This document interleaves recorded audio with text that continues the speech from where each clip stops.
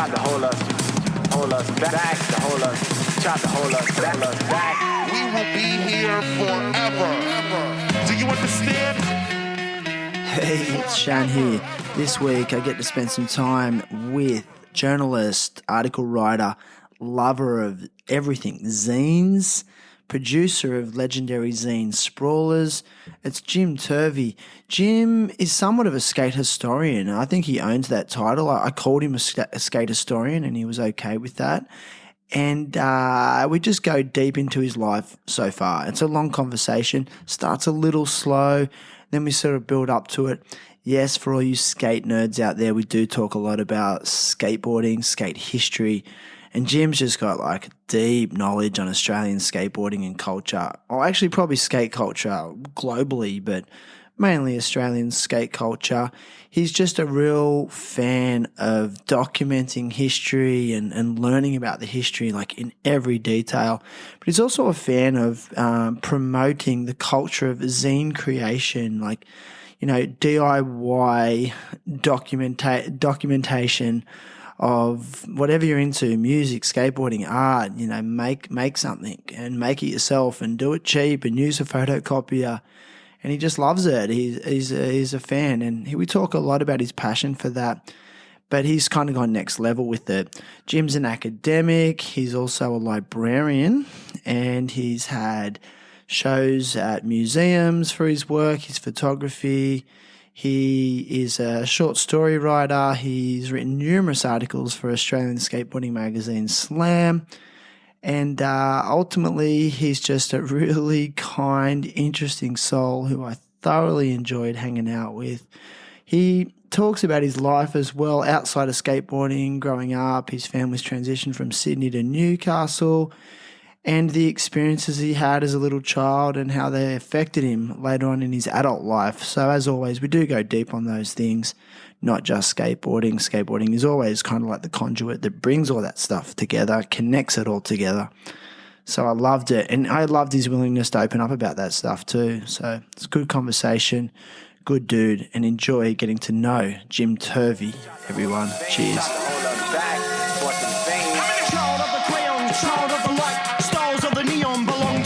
Destined to rock for eons, time doesn't exist. Shut those cataracts, capture the virtualist. Now, let's get back to what makes things seem forever, whether it's unseen, unheard, or 16 again. Not a bother, feel this old man river, kill a floor that gives all. Coming up soon, there's a lot of tall poppy syndrome attached to it. You know, as soon as anybody gets to that level of fame.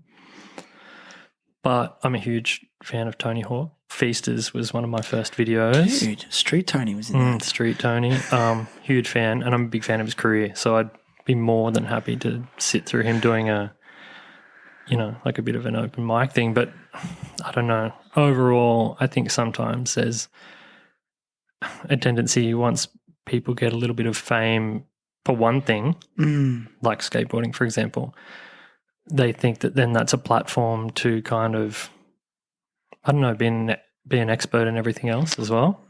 And sometimes I'm not down for that. Seems like Tony's been pretty good at like staying level. Totally. And he's a naturally intelligent guy as well. He's pretty easy to listen to talk, and he always does good interviews.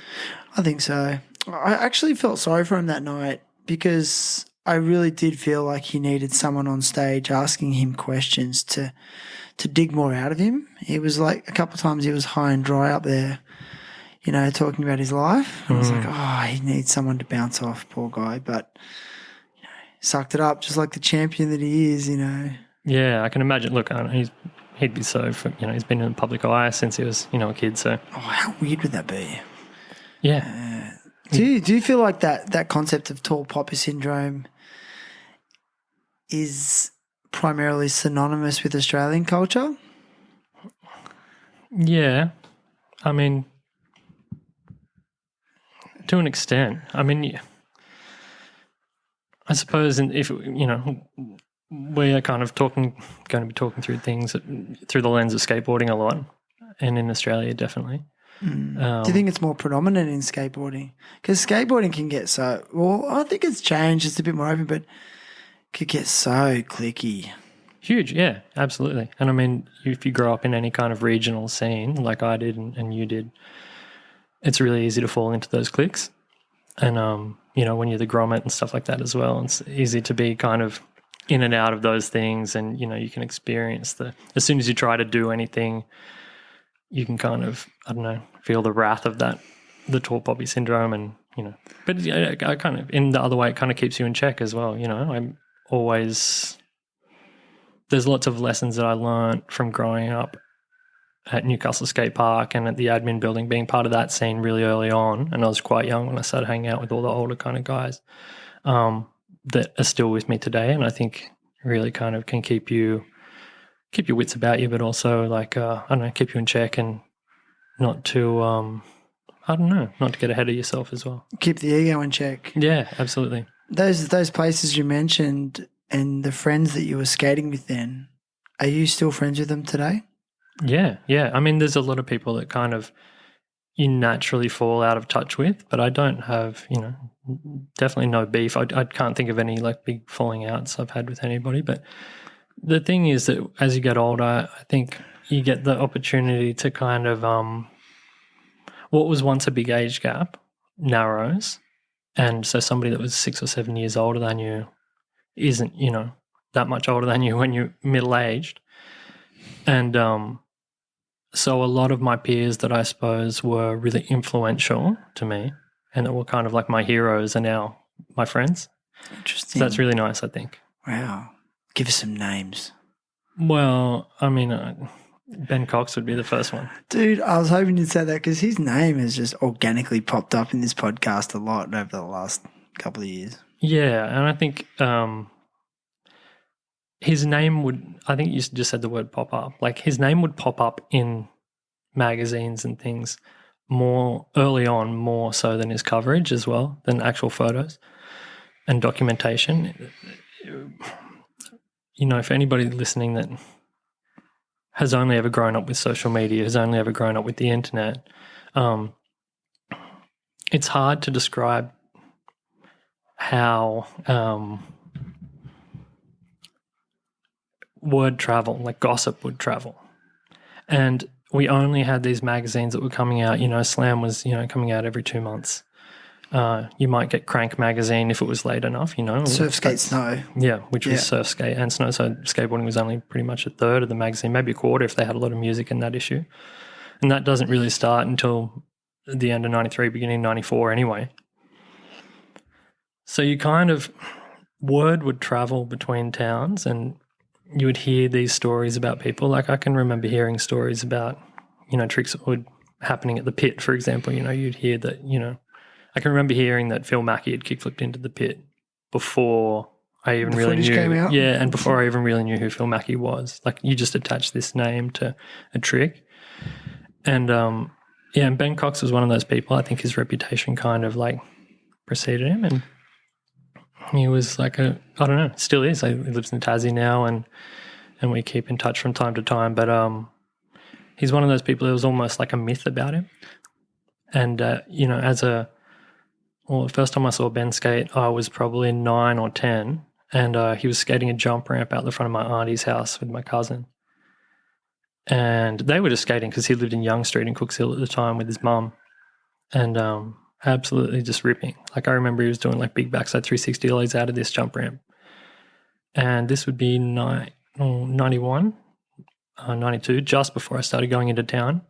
And I can remember he was kind of cool. He was like, quite nice. I don't know if he'd remember this day. Definitely remember skating with my cousin, but I can remember when he went home or went into his house, I can remember asking my cousin, who was that guy? And he was like, that's Ben Cox. He's the best skater in Newcastle, which is such a funny thing to say, the best skater anywhere, name a town. But that was also kind of a thing, if you remember, during that period, in the late 80s and early 90s, if you lived in a regional area, like especially, it was quite common, or even a suburb even, there might be like the best skater in, and then you would just name a suburb or a town.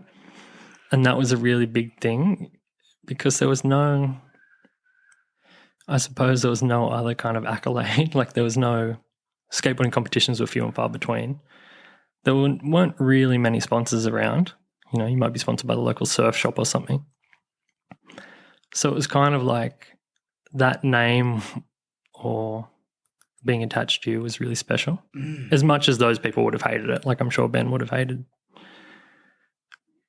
for someone to be saying to him, "Oh, you're the best skater in Newcastle." That's pretty awkward. Word of mouth is so powerful. It's been lost in a way in this modern era.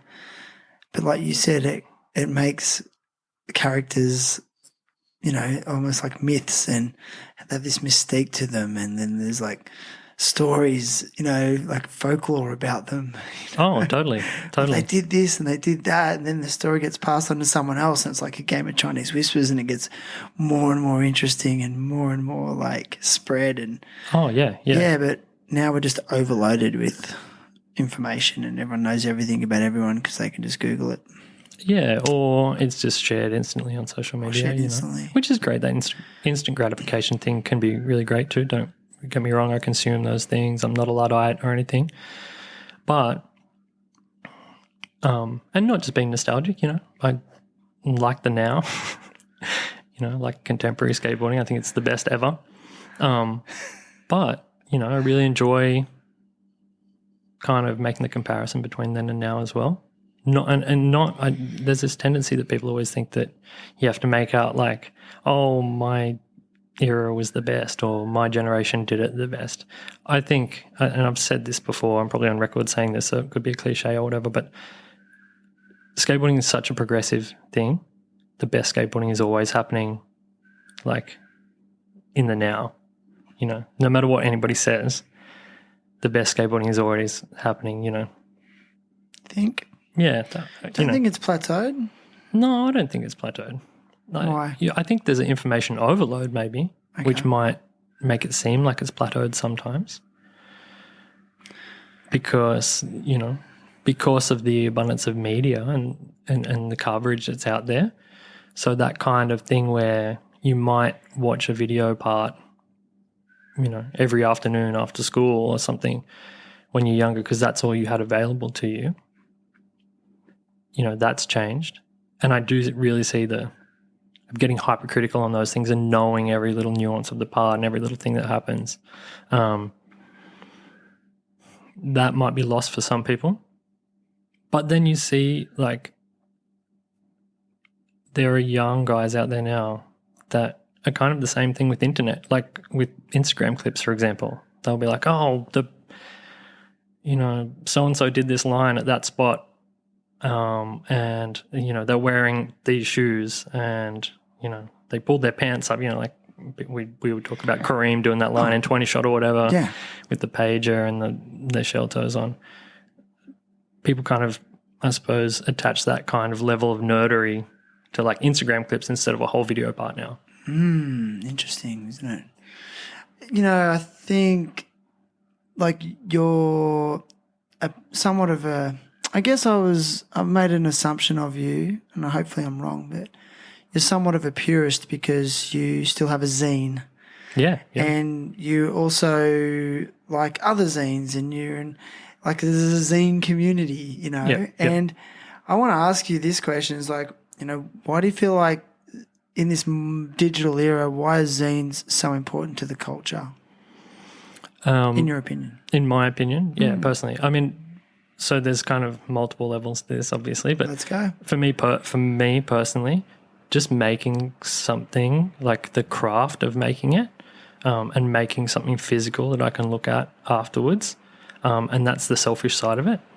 I really enjoy the act of doing that. Even when if they're ones I've made myself on a photocopier and printed out, the act of collating them and stapling them all together and stuff like that's really fun. And a lot of that even has nothing to do with the content or anything like that. It can even be just about the look of it as a zine. There's a really kind of stereotypical look of like a DIY zine, and I love that. And I like making those things and contributing to that world. But the other thing I like is adding the skateboarding element a lot of the time.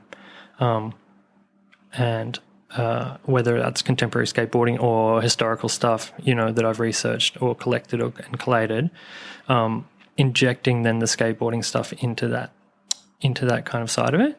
Now, skate zines are some of the, fanzines have been around, since the 60s. It's a really, people were making their own, predominantly around music and rock stars and stuff like that in America, but people have been making their own fanzines, for that long. Skateboarding, though, as soon as skateboarding started getting some kind of, I suppose, pop cultural kind of popularity,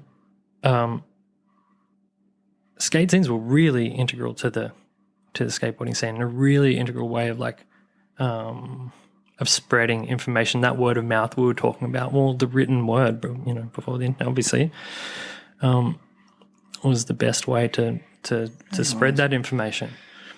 And not everybody's scene has access to like a mainstream magazine back then, So Amnesia Skateboards from Newcastle, like Chris Yo's magazine that became Amnesia Skateboards. Amnesia started off as a skateboarding zine, an A4 zine, edited Chris Yo and this guy Brett Eberhard put it together, but it was mainly Chris's thing, I believe. Now that magazine was absolutely like a huge part of, like, I can remember reading early issues of Amnesia at my cousin's house. And the people that were in that were living in kind of like suburban, like, for me, living in suburban Newcastle, the people that were in that were almost like, they were as famous as people that were in Slam or Thrasher, but they were just dudes like skating at admin, the administration building across from Civic Park in Newcastle. Yeah. Because that world was so small to be elevated within it in any way, shape or form. So even like a photocopied A4 zine, to me as a reader, and there was not much skateboarding content around at the time, made those people like kind of like superheroes almost. And so the idea of perpetuating that even, like 30 years later and making my own zines, and even, that to me is really special, like the idea of that I'm putting something out there, and it's not about me when I say I'm putting something out there, that I there is like almost like a lowercase I because it's about the scene and the local skateboarders and just sharing that kind of, and I'm not some big Newcastle guy or anything, I was born in Sydney or whatever. I like the Australian skate scene. I like studying that and researching that, but just because that's where I live. So it's not that I'm being, super patriotic about Newcastle. It's just that that's where I am, and these are the things that surround me, and these are the people that I know I want to spend time with or that I can reach out to and have access to. So it's easy for me to kind of get photos or, How do you feel about the term skate historian? It can be a hard one because I call myself that sometimes. I was going to say. And but skate history is such, it's for most people, for most skateboarders, it's just a personal thing. And to not be included in somebody else's history can really hurt. I've noticed. And so you have to apply a lens to any kind of history that you're putting out there. What do you mean? So if you're sharing, say, for example, I had an exhibition at Newcastle Museum in 2022.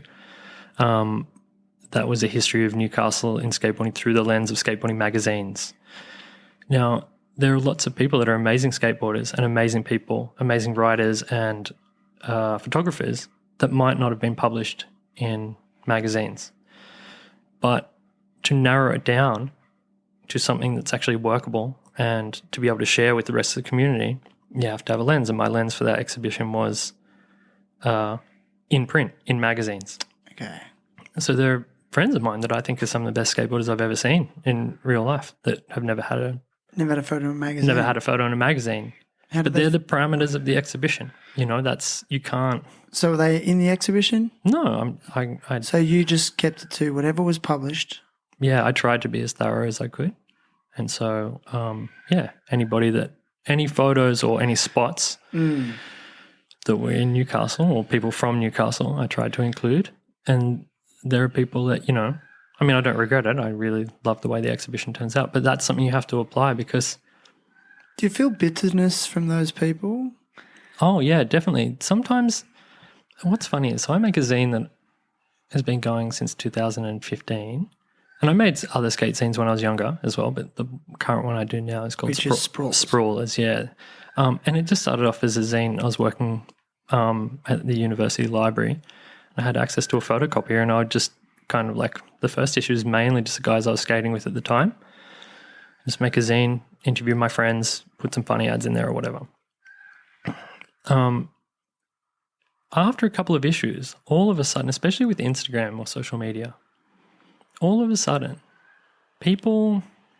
some people start reaching out to you, expecting you to give them coverage in some way, and they might not have necessarily done anything recently. And I'm not speaking ill of anybody here. It's just this awkward situation you're in where you're just making something for you, for your enjoyment, and all of a sudden people are asking you to, and most of the time I'd be totally down, especially if there's somebody that I like. But sometimes it's like, well, do you have a photo, or, is there something that you actually want me to share, or do you just like, I don't really understand. Are they coming at you in a way of like, this person deserves it, Totally. Like, oh, I did this. Why isn't this in? Yeah, like you owe it to them if you're documenting. Like skateboarding owes them something. Totally. And there's a lot, there's a huge, going back to that tall poppy syndrome we were talking about before, there's a huge element of that in Australian skateboarding in particular. Australian culture with this,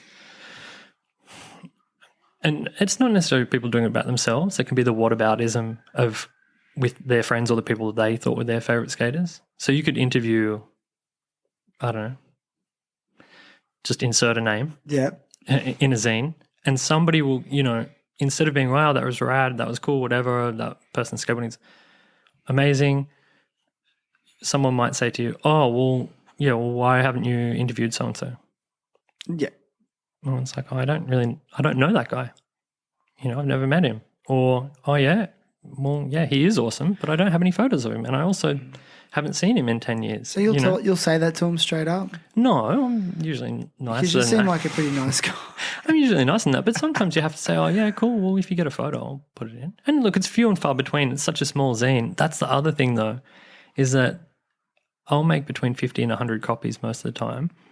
Some people think that you like make money off it and stuff as well. So it's like it costs you money to make them. Yeah.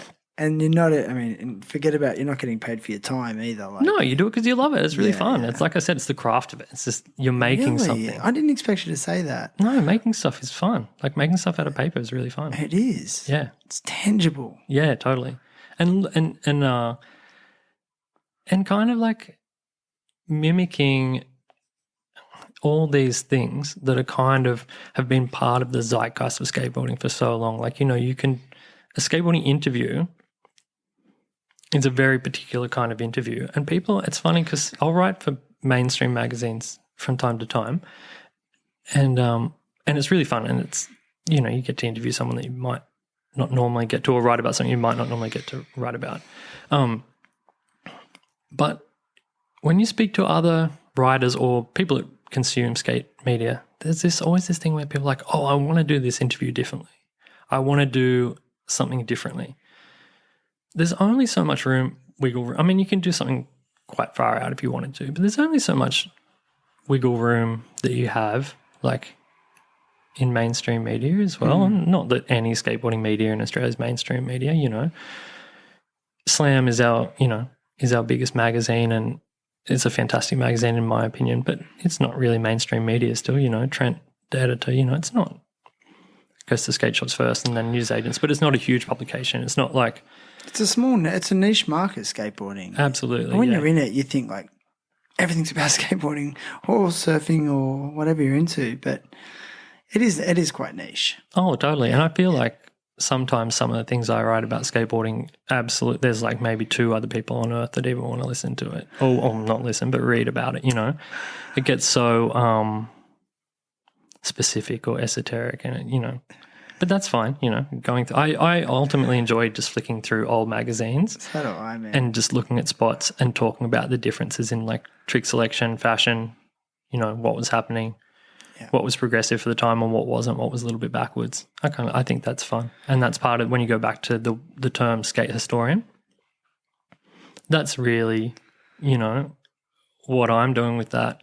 There's a bigger project that I'm working on as well, like the next kind of big thing. Do you want to share about it? It's not big. Nothing I've ever done's big, but I'm probably about 3/4 of the way through working on a book about the history of Australian skateboarding magazines. Oh, wow. And the working title is, I haven't said this to anybody, is Ripping Pages. Right. So, pretty corny. But I want it to be kind of, the name to be kind of in that realm of kind of like the first skateboarding magazines that I had hold of. Yeah. Independent. Early. Is it going to be an independent publication? No, I'm kind of I've been trying to shop it around at the moment. Yeah. So we'll see. Hopefully, there's a lot of content, and people will just go, "Oh, Slam and Skate and Life and Australian Skateboarding in the Journal," and you're like, "No, there's." But there's going to be elements of bias if any of those publications do it. Yeah, but that's where I think maybe you come in with something a bit more. Oh, totally. Original. And with as far as bias is concerned, historically, I'm just laying out almost like a chronological order of when the magazines came out, who published them, their city of origin, the year, influential people in them at the time, and where possible, I've influenced, I've interviewed the editors. So as far as the interviews go, I'm probably only like halfway through. How long has it been in the works for? I started working on it in 2022. Okay. Yeah, so kind of around the time that I was doing the exhibition at Newcastle Museum, I knew that I wanted to get started on a new project straight away. I always like to have something that I'm working on. How was that experience having an exhibition at what is quite a notable gallery and museum? It really is. Yeah. Was it quite satisfying, enriching? Yeah, look, as far as in one way, I was a community curator, so it's not like I didn't get paid or anything. It was like a volunteer thing. But it got really good feedback, and on a personal level, like I got a commended award. Whoa, easy, man. Don't get too full of yourself now, Jim. Let me chop you down quick. At the Imagine Awards this year. Congratulations, Yeah, at the end of last year, which That's is awesome. pretty amazing. It's like, it's pretty good for my CV, dude. I suppose. So, yeah, and, hopefully that helps with getting the book published as well. But the on a community level, having an exhibition like that, and I know I spoke about the negative side of it before about, some people feeling like they weren't included because they might not have been in magazines. The amount of people that did have coverage in magazines and families and friends of those people that got a chance to see things that they might not have seen in 30 or 40 years in some instances, or didn't even know existed at all. Like I had people that were like, wow, I didn't even know that photo ever ran in a magazine. No way.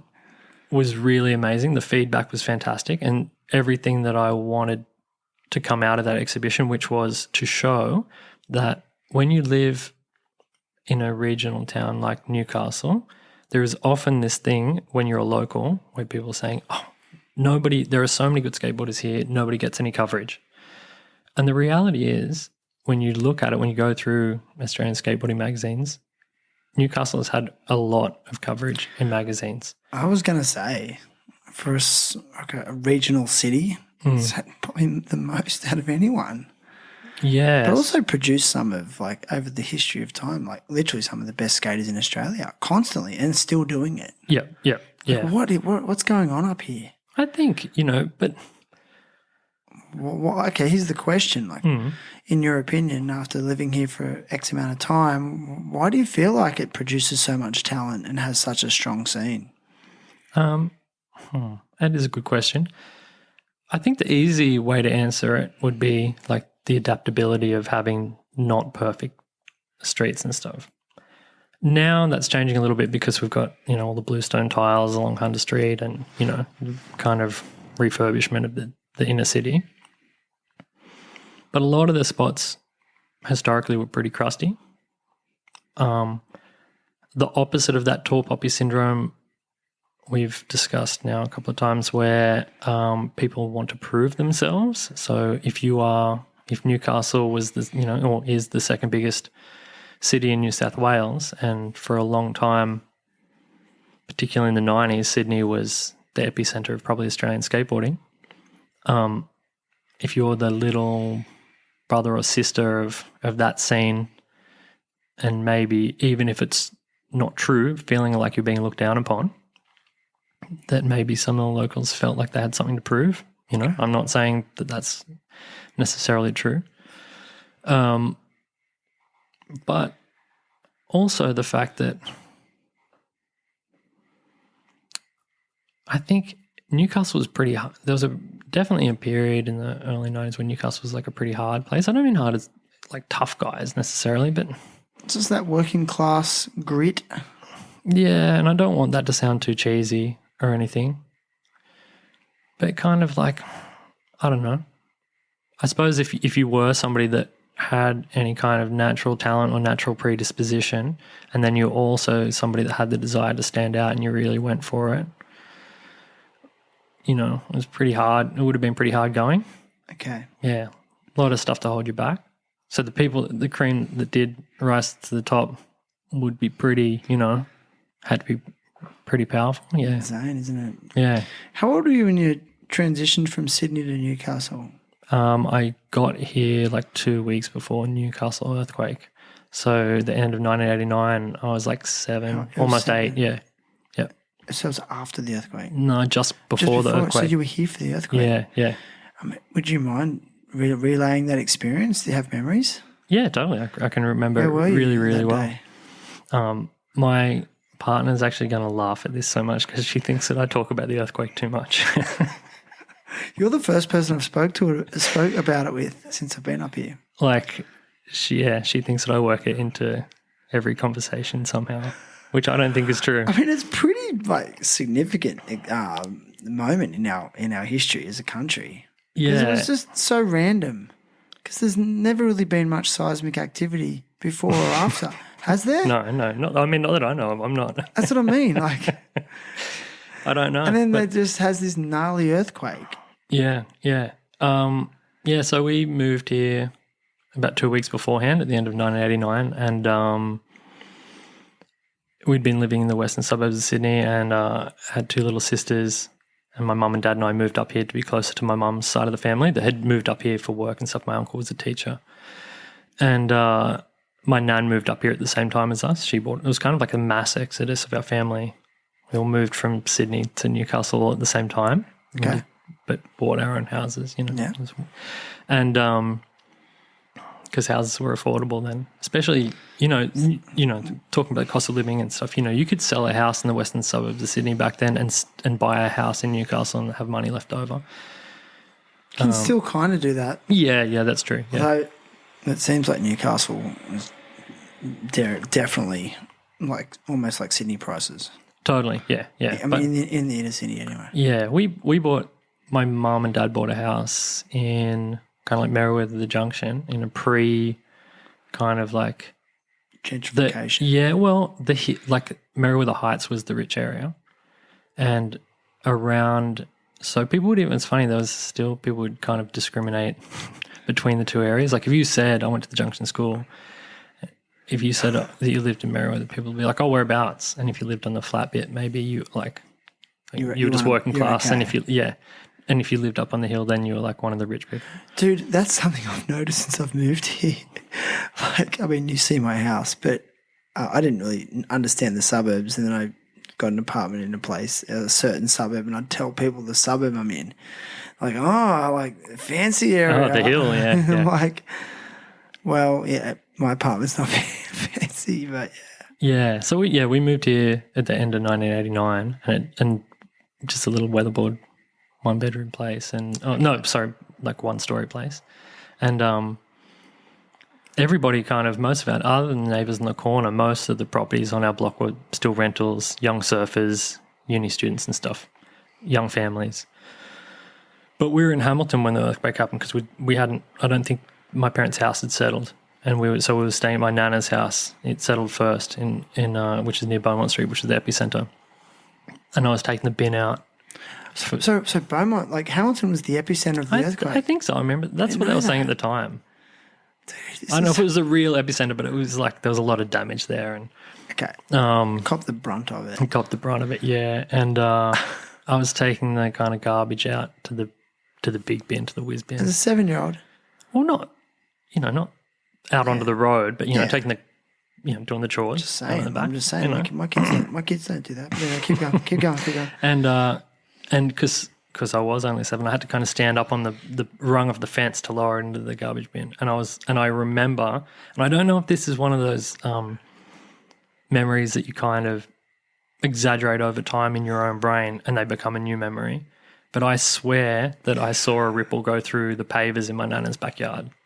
Like I swear that I saw that. Dude, it happens. I'm not trying to, I'm not deliberately exaggerating or deliberately lying. That the memory I have of that is and I can see that's that. your memory. Yeah. And I can remember everybody standing out the front of, my nana's street, like looking around, trying to figure out what had happened. Did it last long? It seemed like it did, but I think it went for like 12 seconds or something. Do you remember feeling scared? No, because you just don't know what's happening. Yeah. I didn't know what was happening at all. But I can remember running in to like find my mum and dad and stuff. And yeah, pretty weird. But wow. Yeah, it definitely kind of felt like a little bit, and this could be another kind of thing in retrospect. Seems more like this. But I had a sister. I have twin sisters, and one of them had like SIDS, and my mum had found her, and my dad had resuscitated her, but she'd been dead like for a fair amount of time before my mum found her, and she survived once my dad resuscitated her, but she had quite severe like acquired brain injuries. So essentially, how old were you when that happened? I was 7 when that happened. And that happened in Newcastle. That happened in Sydney. So that happened in Sydney. Yeah, and so we kind of moved closer to my mum's side of the family for support, I suppose, when we moved up here. They were already up here. Yeah, and so it kind of felt like this one horrible thing happened, and then moving here, then this kind of catastrophe happened straight away as soon as we got here. And I think that impacted me in some way. I don't know, like I feel like I'm a pretty positive person, but I think as far as like anxiety and stuff goes, I definitely maybe waiting for shitty stuff to happen a lot of the time. Even now at your age? Yeah, for sure. Constantly. It's not like I think the worst is going to happen. I don't mean that. But the expectation of, I don't know, those kind of things. And not necessarily, I don't want to say it's because of the earthquake. I just mean that in those formative years, kind of this, yeah. And there was just other things going on at home that I suppose were the byproducts of like all that stuff. Other things? Some domestic violence stuff, So common. Yeah, really common. And especially during that period, and no one spoke about it. And so kind of what I was saying before, moving to Merewether of all places, and my parents both being on there was no carers pension back then, by the way. So my dad stopped working. So just to clarify, your sister did survive? She survived, yeah. With a acquired brain injury? Yeah, quite severe. And she passed away when she was 15, so when I was in my early 20s. Gotcha. Yeah. And so obviously, not making excuses for anybody at all, but there was a lot of tension in the household and that comes with those kind of things from everybody, Yeah, so there was some domestic violence stuff happening, living with that kind of living in a different reality to like my peers at school and stuff. So kids whose parents were doctors and solicitors and stuff. And my parents were both kind of on Social Security. Because that was the neighbourhood you were in? That was the neighbourhood I was in, yeah. Okay. parents both on Social Security, often felt, I don't want to say left out, because I feel like I always integrated well with my peers, but there was just definitely things, and my parents made sure, as little money as they had, we were very lucky that we had a house, like there was never any. Didn't have to move around a lot? We didn't have to move around, and we had the home base, and that was really important. And my parents also kind of made sure they would go without things to make sure that, because they had to spend so much time caring for my sister, they also kind of made sure that me and my other sister never went without. I mean, we went without things like holidays and stuff, because that was just impractical, having Jane, my sister, having somebody that was that severely disabled, to kind of go anywhere. Plus we didn't have any money, but they made sure that within their means, if they could go without something, so that we could have whatever it was at our disposal to keep us occupied. And for me, that was skateboarding and skateboarding magazines and stuff, So it was a huge escapism for me. Ah, dude. Did they stay together? No, they've been separated for a long time. Yeah, okay. My dad lives in Sydney. How old were you when that happened? It was ongoing, on and off. Dad would leave, or, there'd be a big blue and he'd leave and be gone for sometimes, it might be a couple of weeks, sometimes it might be 6 months. Then as I got older, it was a couple of years.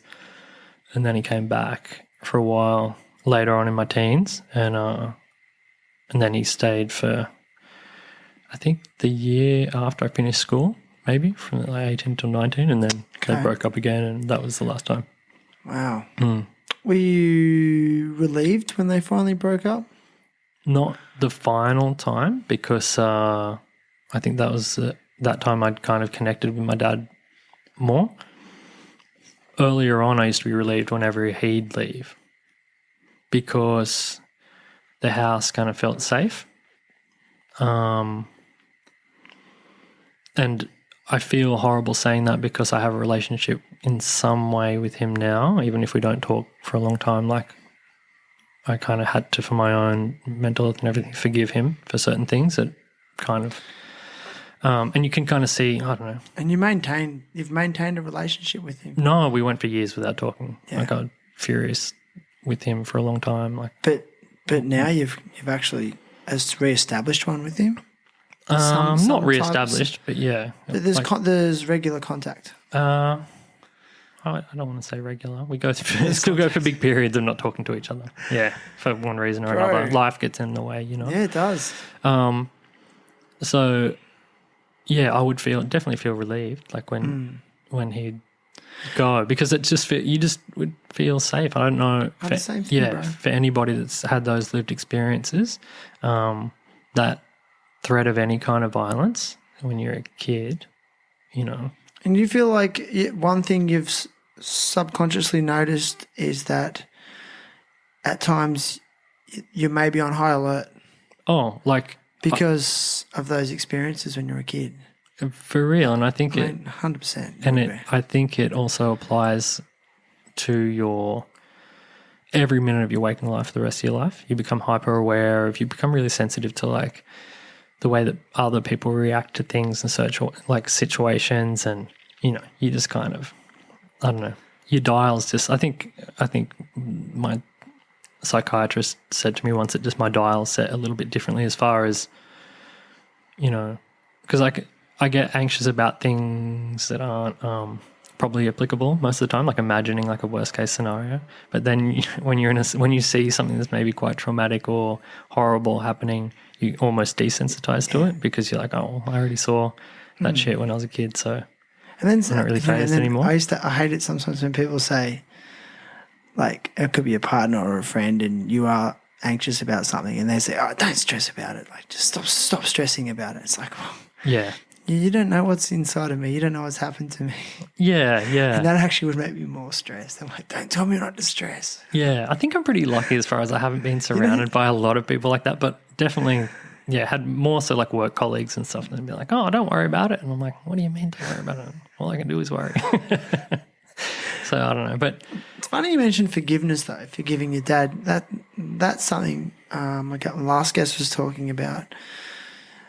I mean, forgiveness, especially when it's like a very significant harm, and often it's more significant when it's from a parent because they're so important to you as a human. Oh man, that forgiveness stuff is hard. Yeah. Do you mind if you share like some kind of process you might have gone through with it? Was it a matter of just saying that you forgive? No, it was more a personal thing, not even having contact with him. Okay. It was more just having to let stuff go. So there's obviously things that I can't let go as far as, things that I've seen that are memories, and you can't, I can't be, you can't be, maybe if you got hypnotherapy or something, I don't know. But look, I think to continue on and lead a positive life and just a healthy life, you just have to let some things go because But that's hard. It's really, really hard. It's not just that I'm saying this because I've struggled with it. People let it go. I want to let it go. Oh, no, it's not a matter of just let it can't. go. I would never say that. I would never say just let it go. I just mean for me personally, I know, and this applies to kind of skateboarding as well. A little bit touches on we were talking before about when people are bitter about not making it in skateboarding or not getting enough coverage or whatever. We keep going all the time. So if you did something good in 1997, right, or something bad happened to you in 1997, you can either remember that time you did something good and constantly speak about that, or you can just keep doing other stuff that you think is good and keep enjoying your life. Or the same alternatively, if it's something bad that happens to you, you can constantly dwell on that and look, now I'm somebody that has been guilty of doing those kind of things, and it's really hard, but it doesn't get you anywhere. And ultimately, 20 years will pass, and for everybody else, they've been living their lives, and you'll still be talking about this thing that happened to you in 1997, no matter how special or the opposite, how traumatic that was. To me, sometimes, when I run into somebody and they all tell me about like how good they were at skateboarding at a certain skate park 35 years ago, that's almost as sad as for somebody, even though I love all that stuff more than anything, and I love like collecting the magazines and everything, that's almost as sad as the people that suffered something that, not to trivialize anybody's experiences, but it's almost as sad as somebody that has had a traumatic experience back then too, because it's like we keep going and you can't relive anything whether you want to or not. So keep occupying. I don't even want to do some kind of like wacky positivity, like, wow, we're on this amazing trip, because I don't really subscribe to that stuff either.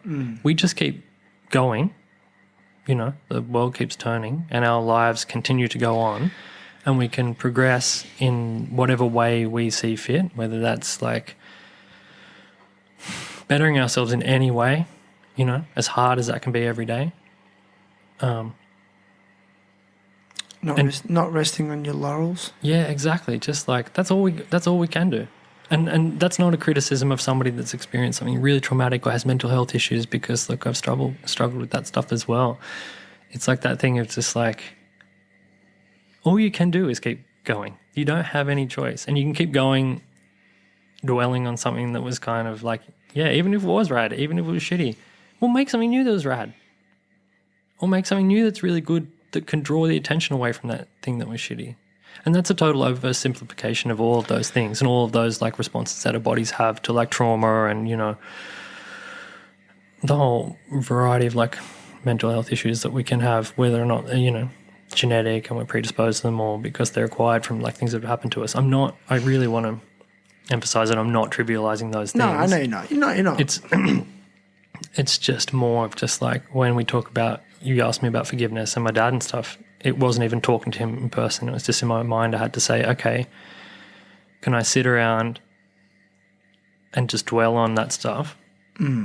Or can I just let it go? And I just had to let it go because it would have destroyed me and I would have become somebody that I'm not. That's it. And when you do it, you're releasing yourself. That's the biggest thing I've learned. Like, you're actually setting yourself free. You're liberating yourself from that. But for me personally, it has to be a daily practice, and it's almost like rewiring the neurological pathways. Yep. So like it's like every time the resentment pops up, I just have to default to, I forgive that person, I wish them well, and let it and do it, and then it'll pop up again, and then I keep going through that same process repetitively, and it's almost like hypnotizing your way out of it. Yeah. And then the freedom comes, and just I think like an inner happiness grows, and a peace starts to grow in you. And then I've noticed that when I do that regularly and I see the person that caused me the harm, I actually, like, my default reaction to them all of a sudden becomes different. It's not like cringy or reserved. It's just more open and relaxed, and it's like a nature change. Yep. So that's something I just want to add to it. No, look, I agree too. For me, probably it's not as conscious as that. Okay. It will be more catching myself in the moment of dwelling on something. Yeah. And thinking you're wasting your time, because that person, if it's a person, not an event, that person doesn't even know you're thinking about them. Yeah. Or if it's an event, it's already happened. It's like, if you drop a glass and it breaks, you can't put it back together again. It's done. Like, so just move on. That's it. Yeah. So Did you go to the Junction Public School your whole school, like young school career? I went to Sydney for the first 2 years. Yeah, but then And then what high school did you go to? Newcastle. Interesting. Tim, were you there when Daniel Johns was there? Yep. Yeah, he was like 3 year. years above me at school. Yeah, so I was still in the Junction School when they were there as well. Okay. And then when I got to year 7, I think they would have been in year 10. Okay. Off the top of my head. Year 9 or 10. And they're just normal dudes, like at the time. Yeah. Like Daniel lived maybe a block from my mum's house. His parents still do. They're a nice family. It's little sister's friends of my little sister. Well, she's a friend of mine too, but through my sister. And they're at school. There was cool skateboarding scene like at Newcastle High when I got there. I was the Grom, I suppose. My friend, I had kind of a couple of friends that I skated with that were coming to town with me as well. My friend Cal and this other guy Ben, we were going to town and skate. I suppose we were the Groms in year 7. There was like Dean Wells, who ended up being on like a villain on Maths. You know Dean's been on this podcast? I did, yeah. Yep. So so you remember Dean skating back then? Totally. I skated with Dean. Dean was a really good friend of mine back then. Like 100%. He was really a good skater too. Amazing skateboarder, really technically inclined. Dean was also a really lovely guy to me growing up. Now national villain. He was a villain on Maths. It's so funny. People. Were you tripping out when that show was on TV? And seeing him just going, that's Dean. Kinda. I mean, thinking that it was more that people would, because I think, there was articles in the paper, or maybe when they were speaking about him on television, he'd mentioned skateboarding and people knew he was from Newcastle, and then people would ask me if I knew him, almost like to validate. And I was like, yeah, he was like a really good skateboarder. I really looked up to him as a kid. But he was a very different Dean to, no, not different, but I mean,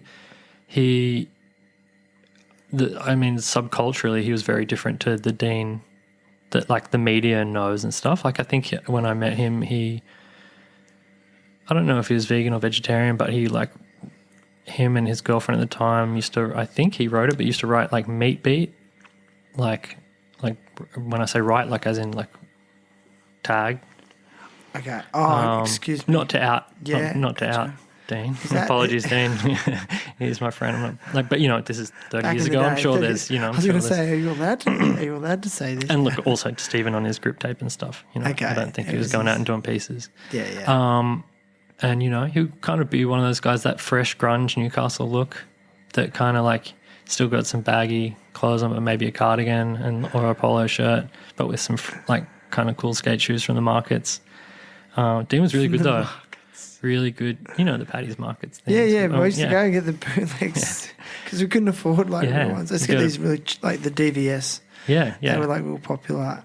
So And they were good for bootleg. yeah, totally. So, but we had Paddy's.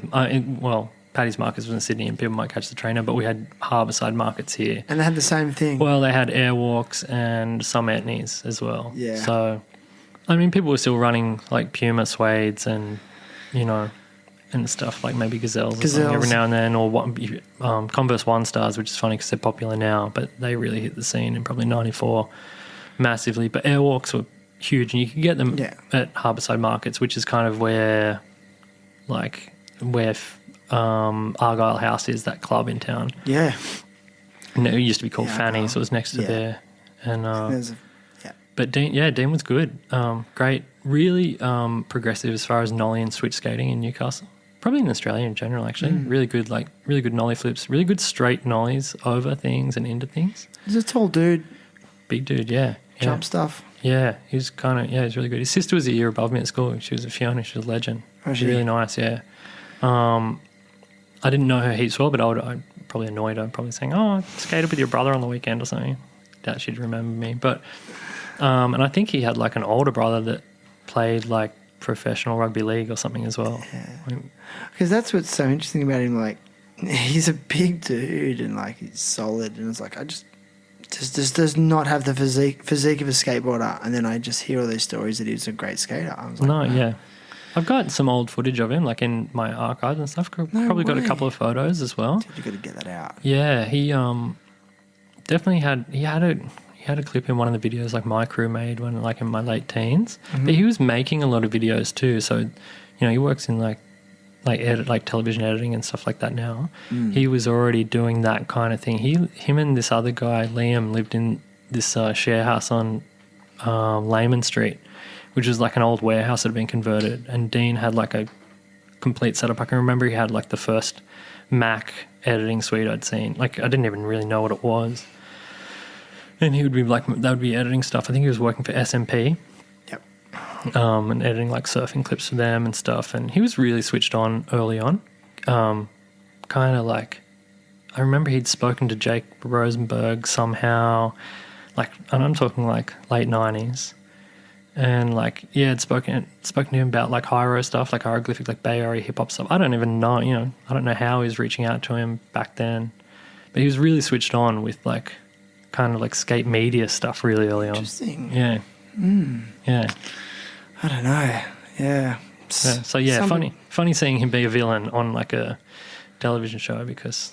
Yeah, I mean, I missed it all. I never watched it. I didn't really know about it, but I guess as someone that already knew him before that, were you just kind of watching it going, that's not Dean. Like that, Dean wouldn't do that. Or were you just like, no, because I was just like, Dean, what are you doing? I hadn't seen him in a long time, but also I was maybe just watching it, just having a giggle, thinking a lot of it comes from the way it's all edited together. Yeah, you could see and then it. Also, you know, he might have been playing into some stuff. Yeah, I don't know. Yeah. It's hard He does break it down when I interviewed him, and like the way the production team go about that, you know, it's all scripted. Yeah, I didn't really, it wasn't affecting the way I thought of him, you know, it didn't affect my memories of him, you know. I didn't know him really that much at the time, only if I had have ran into him or something. But yeah, definitely when I was like in year 7, but there was all these guys. There was kind of before when I said that, you know, looking at the Amnesia zines, it's like the people were as famous as anybody in any scene in the world, you know. The people, admin to me was like, which was the administration in building in town, was the same, was no different to like the scene like Embarcadero in San Francisco. Wow. Like it just had all these characters that were there every weekend. Day. Yeah. Okay, here's a question. How do you relate modern day Civic Plaza to admin building scene? I see a lot of parallels between it. And less raw? No, not necessarily. Cause less progression?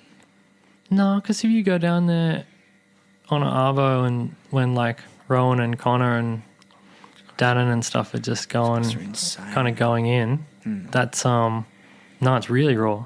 Like, and, you know, Connor will sit there and smoke 50 cigarettes and then get up and just, you know, just learn a ledge trick or something. And Rowan it's just kind of unstoppable. So, no, it's just as raw.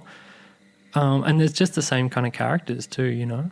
But during the exhibition period, when that was at the museum, Ben Cox came up from Tasmania, and he kind of came down there one day and hung out with me and Captain, like John Saunders, and Rowan and Connor were there. And Ben actually said that, I'm paraphrasing here because I can't remember exactly what he said, but he said he got that same feeling of like, this is that same thing, especially with admin just being just there across the way, that they were kind of like, they're just the new version of that. You know, there was this kind of epicenter. Man, Civic Plaza's got the best council sign I've ever seen. The one that says, skateboarding is okay here. Just watch out for pedestrians. Like, I've never seen a sign like that. Yeah, it's pretty amazing. I think a lot of that comes from Julie Baird, who's the CEO of the museum. Supportive of skateboarding. Super so supportive. Advocated for the scene. Yeah. Yeah, and I remember when I first went there and read that sign, I was like, that is the best sign. In a way, I just thought, I don't think I'd ever see that. I never thought I'd see a sign like that at a street spot. Yeah. I thought I'd never see a sign like that. Yeah, I think she's like a kind of OG punk from Canada originally. Right. Made zines and stuff herself, was really involved in like the punk scene where she grew up. Really forward-thinking person, and a huge kind of fantastic ally for the Newcastle skateboarding scene, like in a contemporary sense. And for her to kind of, her office is in the museum building right there. So to have someone like that there in that space, that's all it takes is just one person to be on board with something, and it can just change a whole culture, you know, because one person who's in that environment to be supportive. That's what you totally mean. Yeah. And to have that position of power to say, yeah, no, these kids are okay, you know. And that's just really, if you look at these kids everything that's happened down there, you know. I mean, even Rowan turned pro at the museum, you know, surprise party for him to turn pro was like there in the museum. Dude, I went down there that one afternoon. I think it was the afternoon before they turned him pro, and you know, there's Rick McCrank cruising around, and Simon Bannerow, and Manchild, and Sean Molto just sitting there. Yeah. And I'm just like it wasn't a demo either. They're just skating. I'm like, these guys are just hanging out. Like, this is insane. Yeah, it's pretty cool. It's pretty cool, like culturally, and for me, to look at it historically, like as a moment in time. And I've spoken to Adam Tabone from the skate shop, from Late Shop, a couple of times about this, that, you know, people don't realise that they're in something when it's happening. And I'm not saying I'm in it, because like I'm an old dude and I just hang out down there, but there's definitely a period of a lot of those guys all getting coverage. Just for like from a local sense, obviously, you know, someone listening to this nationally might be like, this is like a drop in the ocean. And that's true, of course. But, you know, from a local sense and from local kids coming up, being able to go to a spot and see guys that have like legitimately made it and seen that it's possible, it changes everything. Absolutely. You know? And that progress that comes from that, you know, it's the same as kind of like having like Poppy at Bar Beach, or Jed and Marley, you know. Marley kind of goes between all, like, he skates everything. He's an ATV. Yeah, he'll be at Civic 1 minute and at Bowl the other. But seeing those, you know, seeing Poppy especially makes it really possible for local, like, women, local young girls to start skating, and like, oh, that's actually possible for me to make it. And Jed, you know, in that scene, someone like Jed and Marley makes it also really, you know, there's such kind of like integral parts of that scene up there, you know, because I don't want to just talk about Civic. There's such that's where I spend most of my time. But, you know, there is this other whole kind of like scene happening at, you know, the Bowl and stuff like that as well. And, I just think having access to those people, even if you're too shy to talk to them, or, you know, it makes it possible, it makes your dream a reality. And even if that never, I think this is really important, and I do want to say this, even if a dream never comes to fruition, right, there's nothing wrong with being a dreamer. You are better off thinking about something and having desire to do something than to just approach I don't know, approach life, whether it's skateboarding, whether it's anything, you know, with this kind of, I don't know, kind of feeling of impossibility. Yeah. You know. Yeah. Chase, like, having a dream in itself is a gift. Yeah. Whether you achieve it or not. Yeah. But some people never actually acquire a dream of any kind. Yeah, and like this is the thing, they can be super. Mine have always been like, I never, for example, like as much as I was trying to progress myself with skateboarding, I never wanted to be a professional skateboarder. I knew that I was never going to be good enough to be a professional skateboarder, even from the time when I was young. I like to learn new tricks all the time and go skating with my friends and try something and try to, you know, one-up each other within your group of friends. Yeah. But that wasn't, I didn't want to chuck myself downstairs or on hand around, you know, not that I had the ability to necessarily either. But the thing that I did like the idea of, like, it's so simple, but one of my dreams was really just to like write stories in skateboarding magazines. Okay, well there you go. Like that's your place in that, and, like, in the culture. Because that was like you just answered the question. I was like, well, okay, well, what was your dream? Yeah. Because if I can relate to you a little bit, I did have a period of time where I had that dream. I'm like, I want it, like so many skaters. Like, I want to be sponsored and I want to go to America. And you know, I entertained that for a few years. You know, but I think, you know, we let the dreams go. But I wanted to ask you, do you think some skaters hang on to the dream too long? Yeah, that's what I was going to say. And so like, it's important. Where's the line? That's the tricky thing. Well, no, it's important to have a dream or just have an interest and a passion. Okay. It doesn't have to be a dream. Just be passionate about something and have an idea of where you want that passion to lead you or interest to lead you. And if it doesn't culminate in something that's just like groundbreaking or like super historically significant, that doesn't matter. Like, that's the other thing. Like, I've been just as excited in my life when I've made a zine that's 20 copies of something that Like has, when I've had a story in, like, you know, I also write short stories and stuff separately to, you know, like literary stuff.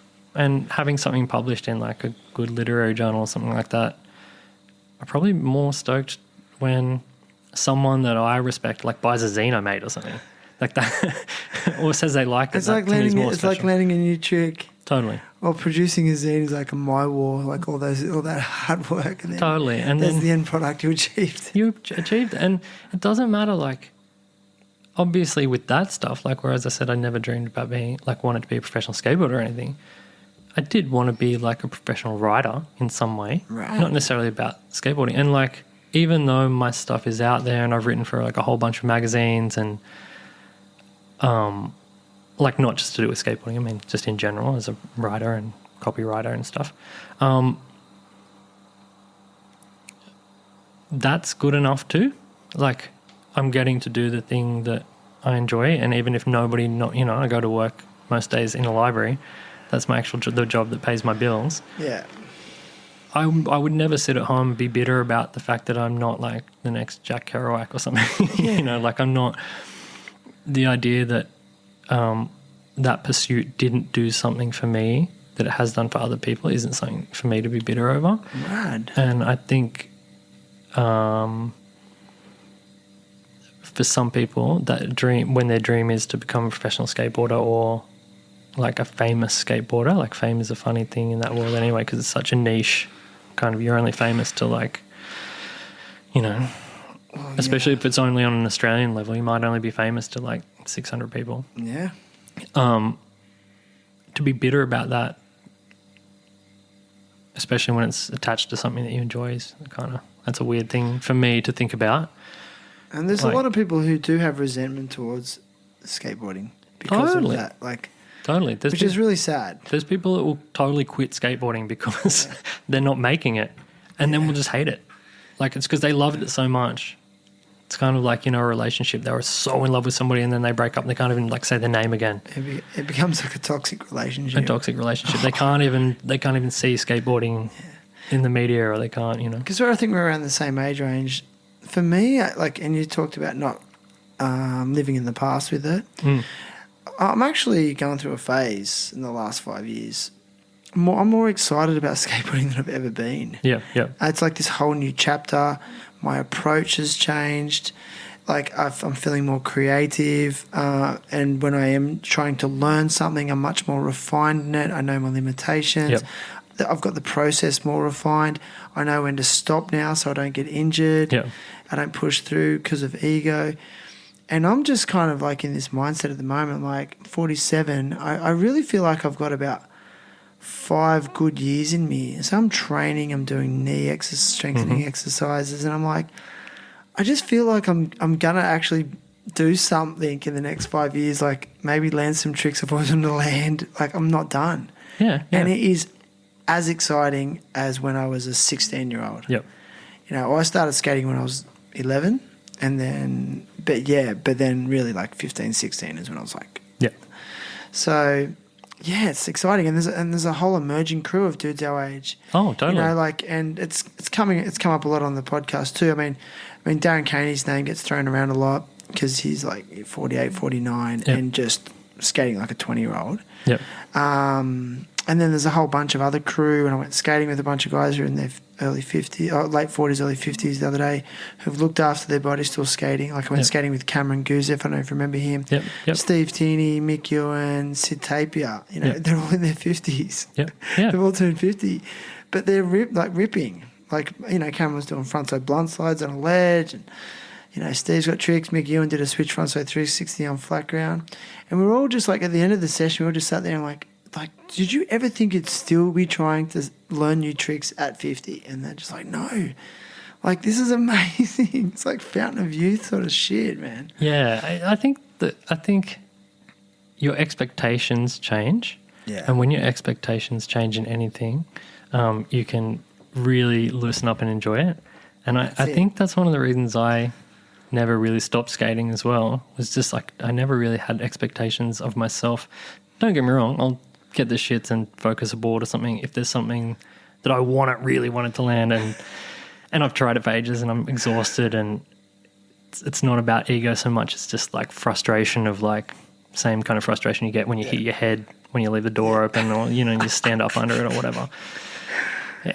But I've never had expectation as far as like getting anything from it. Right. It's just like, it's already giving to you. It was such, I want to go back, it was such an escape for me as a kid, and like that, it already gave me everything already. So like, I'm not like, I never wanted anything other than just to go out and do it. Because you didn't want to be at home. I didn't want to be at home, and you've got this, it gives you autonomy because you have a vehicle. So so you can, I never thought of that. You can go anywhere on it, you know, within reason, you know. But you know, like it gives you autonomy as far as being able to get from A to B. A reason to be out of the house. It gives you a whole new peer group of people that are from a completely, unlike school, like a completely mixed and really diverse like socioeconomic background. So you meet like a whole group of different people. And like different cultures as well. I swear skateboarding magazines like exposed me to so much more about like the rest of the world than say a lot of my other friends. Yep. Not my friends. I mean, Big Brother, other people at school, you know. Big Brother magazine, dude. Totally. But even just raised me. Even just reading about like, I can remember reading. There's like a really early. Like Philadelphia article in maybe 92 or 93, and there's like a little Love Park section, and there's like Ricky Iola, Eastern Exposure? Before that, about 3 years before that. And I can remember being like, what's Philadelphia? Like I didn't even know what it was, you know what I mean? And then like, is that a city? Is it a city? Is it a state? And like going and looking it up, and like we had like atlases. And going to look Encyclopedia Britannica? Yeah, totally. Yeah, Encyclopedia Britannica. We had a set that like one of my dad's friends had won and had given to us. We had the full set. And I think my sister and I cut pictures out of it to put on school projects, like because you couldn't print something before. They were the presents on the prices. Oh, not the prices right. Sale of the Century. Like as a consolation prize, you get a set of it. I think they were pretty expensive if you had to buy them out. And that was that's what they got for being on the show. You get a set of Encyclopedia Britannica.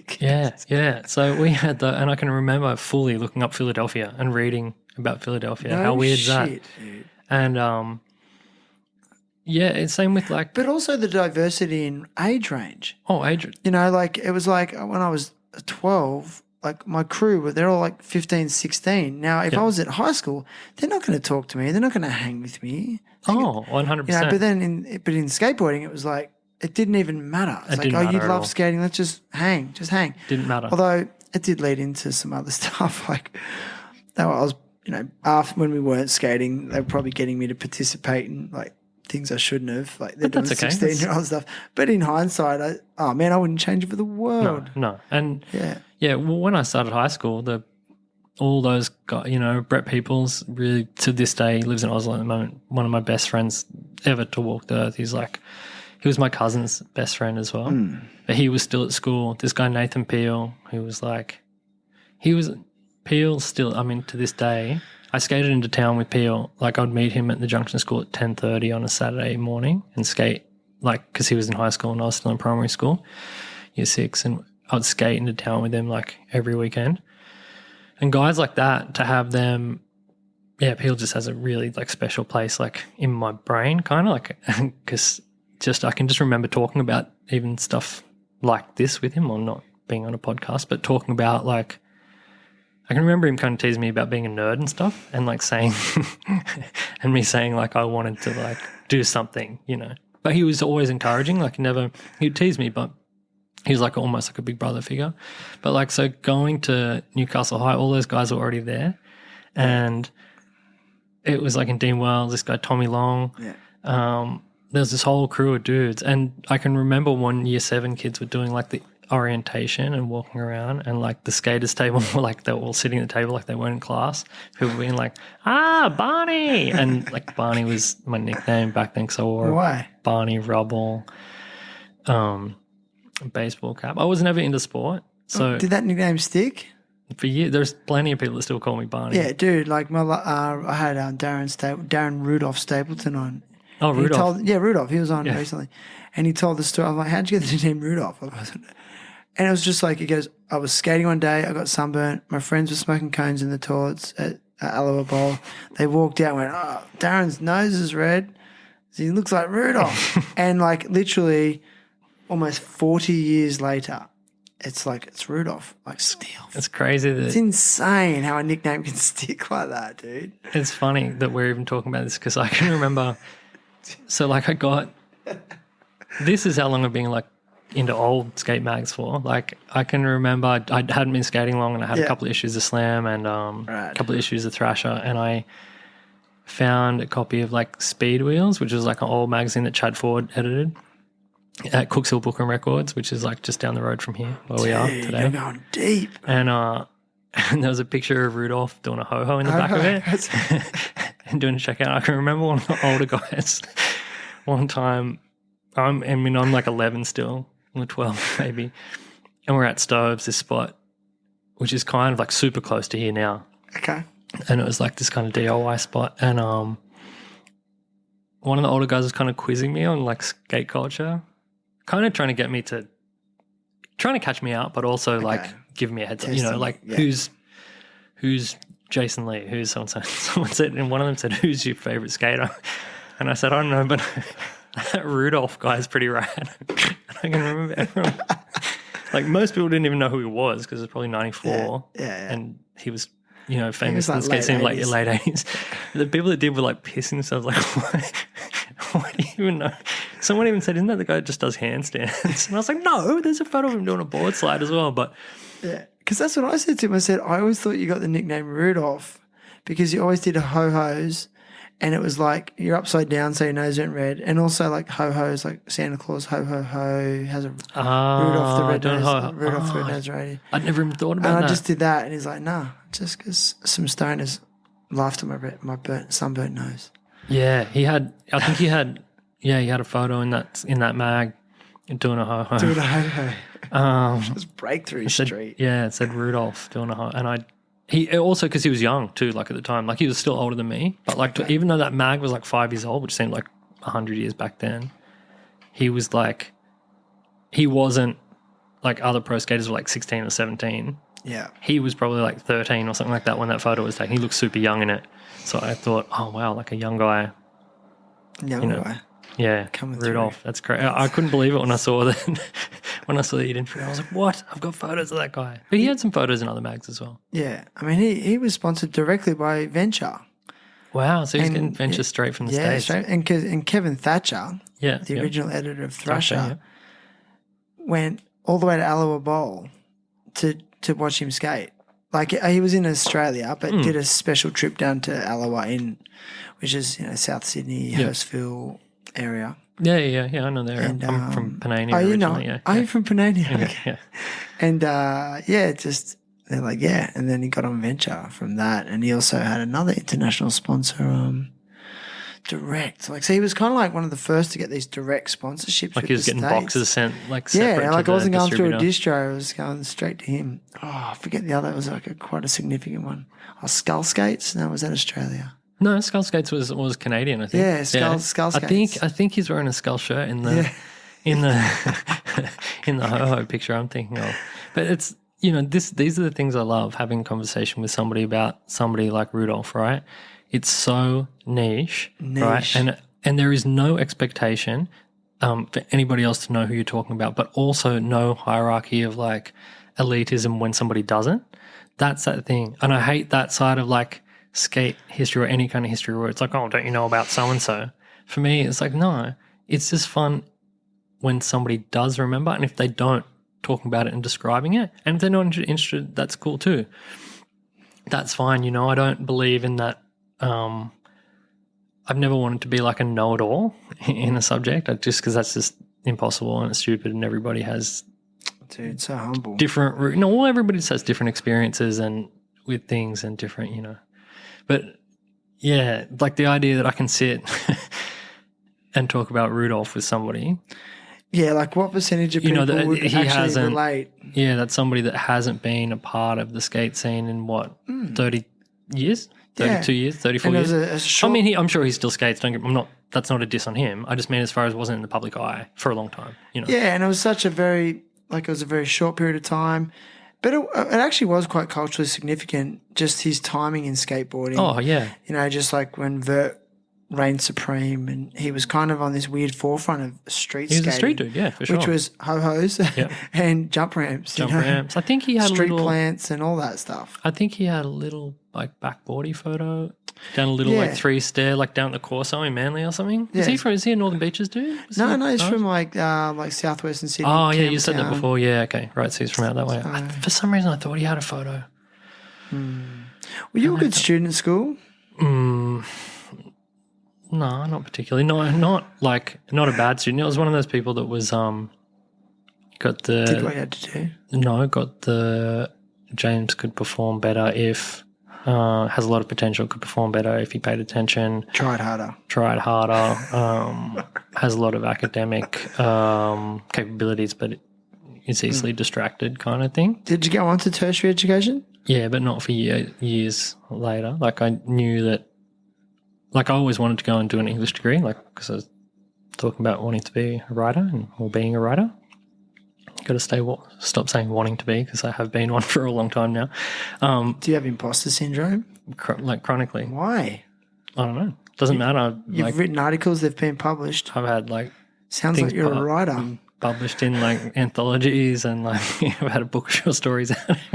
I wonder why that mentality occurs. Because Everyone you does just it. it's kind of like skateboarding when people are trying to, for me, like how like a professional skateboarder, for example, is constantly trying to learn new tricks. You constantly want to just like outdo yourself and do something better. And I feel like a lot of the time things are rushed too. So you're like, especially if you have a deadline for an article or something, like sometimes I'm so embarrassed when I send something away, and then you just like almost don't want to check your emails because you think they're going to like write back and be like, this is so shit. You have to. Well, and then they write back and go, that's rad. Yeah. And then you're like, what? Did they even read it? Yeah. That's crazy. Same with like, yeah, anytime I send like a short story away to like wherever it's going, and then, if it ends up getting published, you're like, what? Why didn't they read any of the other submissions? It's a double-edged sword, because it's you don't want to get complacent, and you do want to strive for progression, but you don't want to cut yourself down and and not have any confidence in what you're doing. No, exactly. And you're walking this fine line too, where you also kind of like when people are trying to get like sponsored skateboarders are trying to get coverage in skateboarding.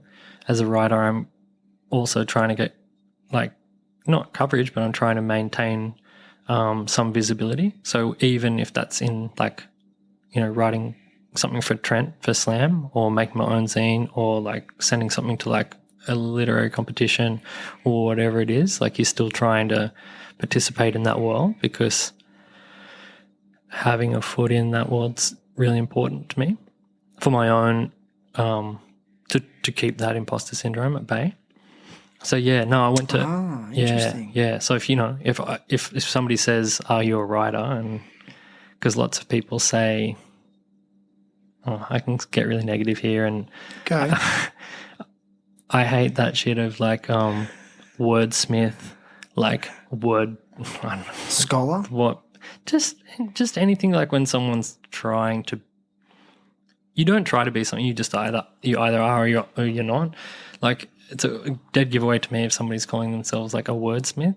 Just say writer. Why would you say a wordsmith? It's like saying like. Well, there's a new wordsmith in town. It's called ChatGPT. Well, yeah, the big You know, robotic like one. because I guess when I think of the term wordsmith, it's someone who's able to call upon a large mental thesaurus of different words to describe things and articulate it perfectly concise. But that's just a writer. That's what a writer does. It's like calling a professional skateboarder a professional like wheelie board rider. But that's the black art of it. Yeah. That's the art. It never ends. Like it's never perfect. It's never perfected. I know. Yeah, of course. Like you're never going to write a perfect piece. Of course. You'll write things you're happy with and you'll like, but that's it. That's the black art of just like trying to get better and better and better at it. Oh yeah, of course. But just the wordsmith is wanky though. Yeah, that's good. yeah. It's just like you don't. I don't know. It's unnecessary. You know, just say it's okay. And I think a lot of that comes from imposter syndrome. If somebody was just felt comfortable with themselves to say, I am a writer, Yeah. the same as they say, I am a skateboarder, I am a surfer, or if it's your trade or your job or your business, like I work in a library, or someone says I'm a welder or whatever, a martial artist, whatever, people can say those things. But when it's something in the arts, sometimes people struggle to say it outright. And I struggled with saying that I was a writer. I used to say I want to be a writer. I'd like to be a writer. And it got to a point where I'd been working for like a magazine or like had lots of stories published and stuff or made my own zines, whatever it was. And you're like still saying I want to be a writer. And it's like, oh, wait, I have been one for ages. Here's the question, right? What if you're someone that writes really big captions for your Instagram posts that are very well thought out and long? You know, we're talking. Yeah. Because you can write like, I don't know how many words you can write in those captions. Maybe it can make like maybe 500, 800 words. Like that could be long. Yeah, right? Bobby Pullio does them and then goes and then says continued in comments. Right. Yeah. Oh, does he? Yeah. Oh, right. And so, okay, and now that's published content. Yeah. Now they're not getting paid for it. No. But can that person call themselves a writer? Yeah, 100%. I don't get paid for a lot of the stuff I do. Okay. You know, you do sometimes and you don't sometimes. So do you have to be paid to say you're a writer? That's what I want to know. Well, I hope not, because there'd only be about 6 writers in Australia. It's one of those things where Same with skateboarding. I'm always just like spun out when you do get paid for something, that's really horrible when you think about it as far as that industry. And like people would ask you to write something for them like quickly too, like, how can you do like, you know, can you help me with this thing? Can you just write it quickly or something? What was your first article in Slam magazine? In Slam, wasn't that long ago. It was a couple of years ago, and it was an interview with Connor Reeve. It was his first interview. I ended up doing his, so I did his new, is it New Gen, the first one? Yeah. His New Gen, that would have been 2020 or 2021. Yep. And then... So 4 years ago. Yeah, that was the first one in Slam.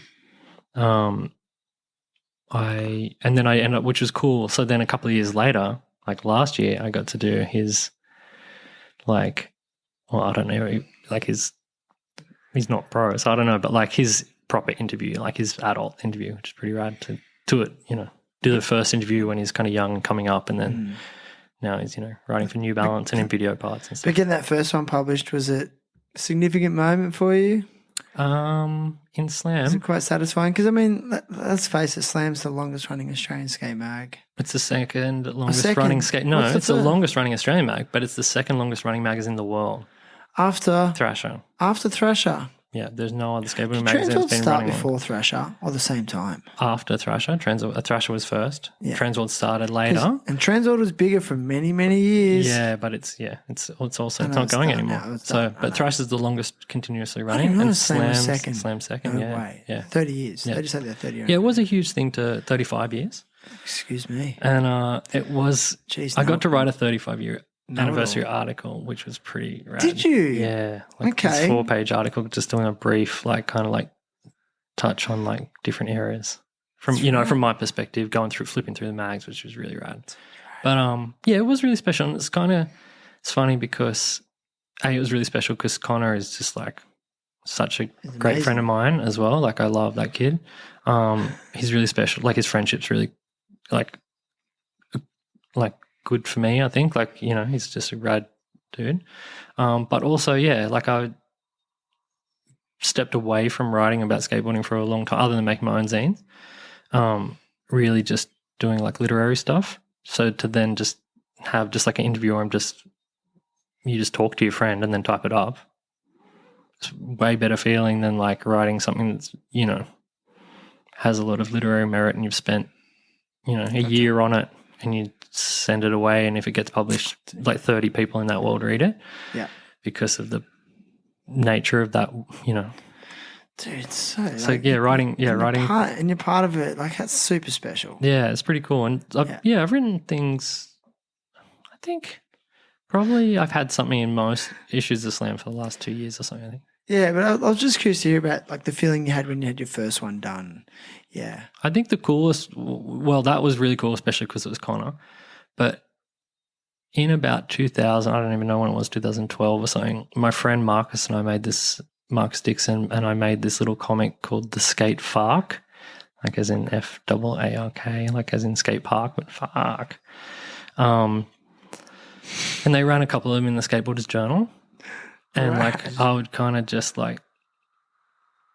come up with an idea and draw them with stick figures, or tell Marcus the idea and then he'd draw. He's an illustrator and he would draw them. And that was really special too, because it was doing it with a good friend. And I also, the other thing that I always grew up collecting, aside from skateboarding magazine, was comics. So it was kind of a blending of those two worlds. Sweet. Having a comic, full-page comic in a skateboarding a national skateboarding magazine with a friend of mine. Sick, man. That was just as special as interviewing Connor, I think. No way. It's simple, and at the time that was out, I had stories, 2 or 3 page stories in little anthologies in Australia and stuff at the time, as far as the literary world goes. And that was way cool to have a comic. Yeah. I think that was probably the most special thing, I think. When you graduated high school, you said you didn't go straight to university. What did you do in those early years, 18 to whenever? I knew that I would go and study English at some stage, but I didn't have an attention span. I had an attention span for reading and stuff, but the idea of I was always a big reader.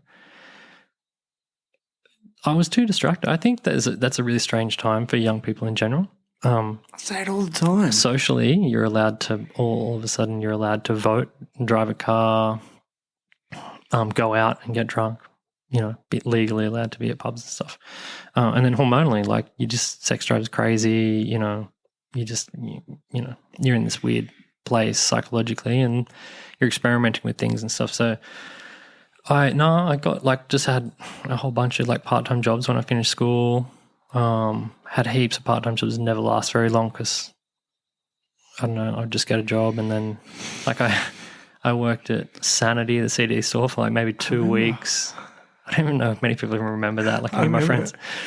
Didn't know anything about popular music at all. It was so hard. People would come and be like, "Oh, I want this song." I had no idea who that is.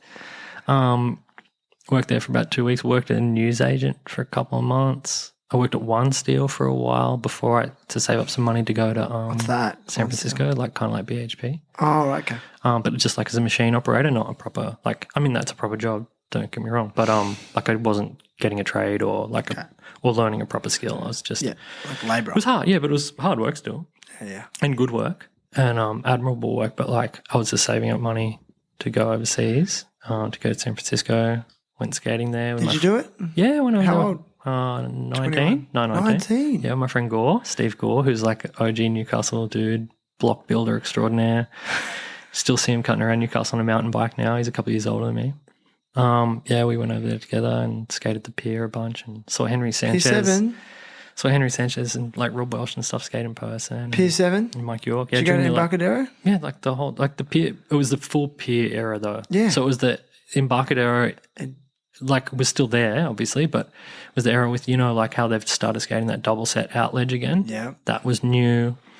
Third Army like was in like heavy effect. We skated there a lot. Just skated around the city. Got to do some pretty cool stuff. Like went to the premiere of like Chomp on the San Francisco premiere of Chomp on This. Yeah. Like got to do all this kind of cool stuff. Just as like skate rats skating around the city and trying to get to know people.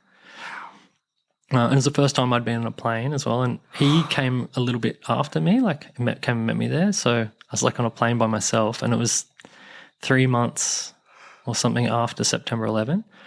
So I'd never flown on a plane before and I had like a whole row of seats to myself and kind of laid down and went to sleep. And I didn't know that they were always packed or anything. Didn't put two and two together. Well, I kind of thought that, I know I got really cheap tickets because of it. It was like $1,000 to fly there return. Wow.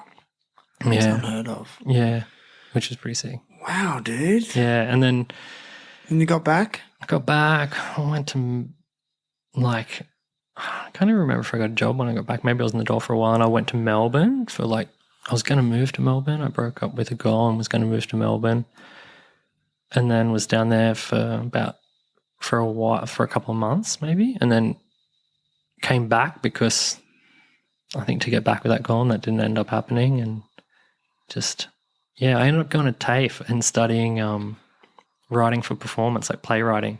Oh shit. Yeah, and like play and screenwriting, and it was the first time anything. I think I'd had a poem. No, I had some things published. Sorry, like outside of my own zines and stuff for like the local youth venue, the Palais, which we built a skate park at and stuff. When I was in year 12, they had a zine published through the council, and I had some stuff published in that. And I'd had like a poem published about skateboarding, so corny, published in the school magazine. But doing this course, my like lecturer chose me to like be part of this like 48-hour play generator. And I wrote this play and it was performed at Civic Playhouse. And no way. Yeah. And so you're so casual about it, like I wrote a play. Like it's not. It's Civic user Playhouse is not the theatre, the one around it's still the Playhouse. It's still part of it. It's still part of it, but it's a little bit smaller. But Kim Gingell from Comedy Company, like Colin Carpenter. Was he in it? No, he was in the audience. Oh, I was going to say, did he act in? I love that dude. No, but so he came up to me afterwards and said, "Oh, I really liked your play." And that sounds so corny. I'm like not name dropping or anything. I don't know him from Bar Soap, whatever. But that was the first thing that ever gave me confidence to be like, okay, no, I'm going to be a writer. Right, because he was like, "Oh, hello." He was just really nice and normal, and I was like, "Yeah, okay, I'm going to actually try and do this." Sweet, dude. Yeah, confidence. Yeah, it gave me that kind of like, oh shit, yeah, okay. They're kind of like little signposts that you're on the right path. Yeah, exactly. And I didn't tell anybody I knew that I was doing it either. Like my mom knew that I was writing it. What was it about? We were given like a picture and we had to write a story based. Like everyone was given different kind of like a stimuli to base their play on. And mine, I think I got a picture of a horse skull. I don't know, and then I had to go away and write a play in 48 hours. And then they would have a team of like a director and actors to make it into a play and be performed at the National Playwrights Festival, which happened to be in Newcastle that year. Yeah. And it sounds so. It was about like a drought, and because it was a horse skull. I think it was kind of an attempt at a comedy. It was called Dry Expectations. I've got a copy of it somewhere. I'd be horrified to read it. But I think the audience liked it. I don't know. So after you did that, like did you go, okay, I'm going all in on this, maybe I should go to university? Yeah, pretty much, because that was the TAFE thing, and I think my lecturer at TAFE was a playwright from Queensland called David Brown, and he just said, yeah, you should pursue writing. And then the next year I enrolled at Open Foundation and did that for a year and then went to uni. And, yeah. Well, and what was the degree? Bachelor of Arts, major in English. Okay. English and writing, I suppose, yeah. English and creative writing it was called then, and did honours. And the whole time I kind of pretty quickly after I started the degree, I got a job at the uni. I was spending a lot of time in the library, and my friend, my shout out to Andrew Nash and Jeffrey Nash, my best friend, through skateboarding ever, I suppose, I was his best man and stuff. Andrew Nash, he's kind of my co-conspirator. His dad worked in the library there, and I was working at Coles doing morning fill, at 4 o'clock in the morning, and his dad said, oh, do you want a job at the library? And I said, oh, yeah. And he said, oh, you should go and speak to this woman. I've told her you're going to come in and have a chat to her about getting a job. And he gave me a time and a date, and I just thought it was really casual. And I had cut off King G's and skate shoes with no socks on, and I think I was wearing a button-up shirt that was fairly sheer, so you got a hairy chest and stuff. I just looked like a gronk, and it was a proper I just went after class, and it was a proper interview, and there were other people waiting there in suits and stuff. Oh, because I didn't organise it, he organised it for me. And you just showed up. Oh shit! And but I think because I was so relaxed, I didn't have time to overthink it. I got the job. And you got the job. Yeah. So that's what you do now. Yeah. Well, I don't work at the uni library anymore. Okay. I worked there for over 10 years and then resigned and worked at a bookshop for 5 years, and now in the last year I went back to working in a library, yeah. I work for the city library, yeah. How do you like it? It's the best. Working in libraries, if there's a way to spend your days where, I'd much prefer for someone to pay me to work in skateboarding. So not in the industry, I don't mean that, but to if it was 1993 and there was still, I don't know, I could work for a skateboarding magazine and make money from it or something, that'd be great. But what do you if like there's something about that I have to go to, where I have to go to work every day, working in a library is pretty good. What do you like about it? Well, I'm being around books for one thing, because I'm a huge reader. You're a huge reader. Yeah. While you're there, you can read on the job? No. As I say. But you're around it. I like being around books. Just like being around it. I like being around books. I like Dude, being you're around going to hang out with my friend Cam. the written word. And Cam's the same. He just wants to be around books. And obsessed. And look, you deal with this is the other thing. And there's articles about it, and at the moment, working in a library, you are the kind of in one way, you're the first point of contact for a lot of people in the community, with a lot of services being taken away from certain populations. Yeah. Libraries offer their free internet, computer access, printing access, basic help with things help people with all kinds of applications, whether they're visas, passport applications, whatever. There are there's not many free spaces left in contemporary society where you can go and just hang out with no expectation to spend any money. So if you don't have any money to spend, you can go and hang out in a library, and you can sit there and read. You can sit there and use somebody else's device, that we would provide for you, or you can connect to Wi-Fi with your own personal device. You can spend the entire day in a public library from the time it opens in the morning till the time it shuts at night. The library I spend most of my time in is open till 8 p.m. on a weekday. There are people just hanging out in there, whether they're students after school, whether they're people that don't have anywhere better to be as far as, socioeconomic reasons. Some people, just like me, just want to be around books and reading. Mm-hmm. People live in big share houses, might be with a lot of other people, find it hard to read or study. But you feel like you're being of service to people, to the community. Yeah, in a way. It's community service work. Well, in a way that, you're just providing a space for people to come and hang out in. And that's what a contemporary library is. It's a safe space for people in the community to come to whenever they want to. Inclusive. Yeah, totally. Anything goes. If you're... And you're a facilitator of that. Well, yeah, hell. If you're respectful to people, you can do, you're more than welcome in any, public library. Do you give people shit if they've returned their books late? No way. What if they come and then they want to get more books, and then you go, listen, I've got overdue books at the moment. I work You've there. got some overdue fines. And what do you say? Like, do you try to hit them up like debt collector style? No, not at all. You owe us $2. No, that we don't do. How We does don't it do work daily now? fines anymore. Oh, what do you do? You only get fined if if the book is never lost or bring it needs back. or lost or damaged and needs to be replaced. Yeah, totally. If you don't bring it back If at you all. just never bring it back. Yeah, and But you if come in to you- borrow something, and then we'll say, look, you've still got. You still got it. And then they go, oh, yeah, I'll get that back to you. Yeah, as long as their Soon, fines, I'll get it back. As long as their fines are under $100, they can still borrow. It's a good system. Yeah. I mean, they've got to have some sort of system. Otherwise, people will just, it's not a library. They're just going to take shit. Yeah, but there is this, then there's also this unsaid thing in libraries too, where it's kind of people are aware of it being like this community space and this like kind of public facility, and a lot of people try respect it. not to take too much of an advantage of it. Do you think Which is really libraries nice. are underutilized by most people these days? Yeah, definitely, because there for some people, there's people will say, because this happens to even people that I'm friends with that talk to me about working in a library and they'll say, oh, I've never read a book in my life. Well, lots of people that hang out in the library haven't. That's fine. That's a very kind of archaic view of a library as well. There's lots, I'm not trying to spruik libraries here, but as far as, Nerd. Sorry, nerd. you can come, if you don't have a computer or, an iPad or anything, you can come in and sit down and use it. You can come and sit down. If you don't have credit on your phone, you can sit down and connect your phone and watch. You can sit there and watch skateboarding videos all day if you wanted to, and still using the library. Plenty of people do that. Dude, what do you say to people that would imply that books are dead and that it's all digital? We read everything online. We read digitally. What do you say to those people? I'm just asking for a friend. No. I'd never say that. And it's a fair assumption too. Lots of people think that. Look, after places like Borders and stuff closed, and when ebooks were becoming more prominent, and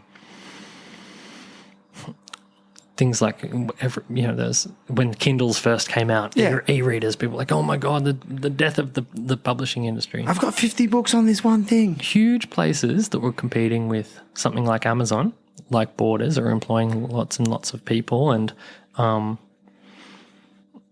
a lot of kind of overheads to maintain, struggled, and obviously went out of business.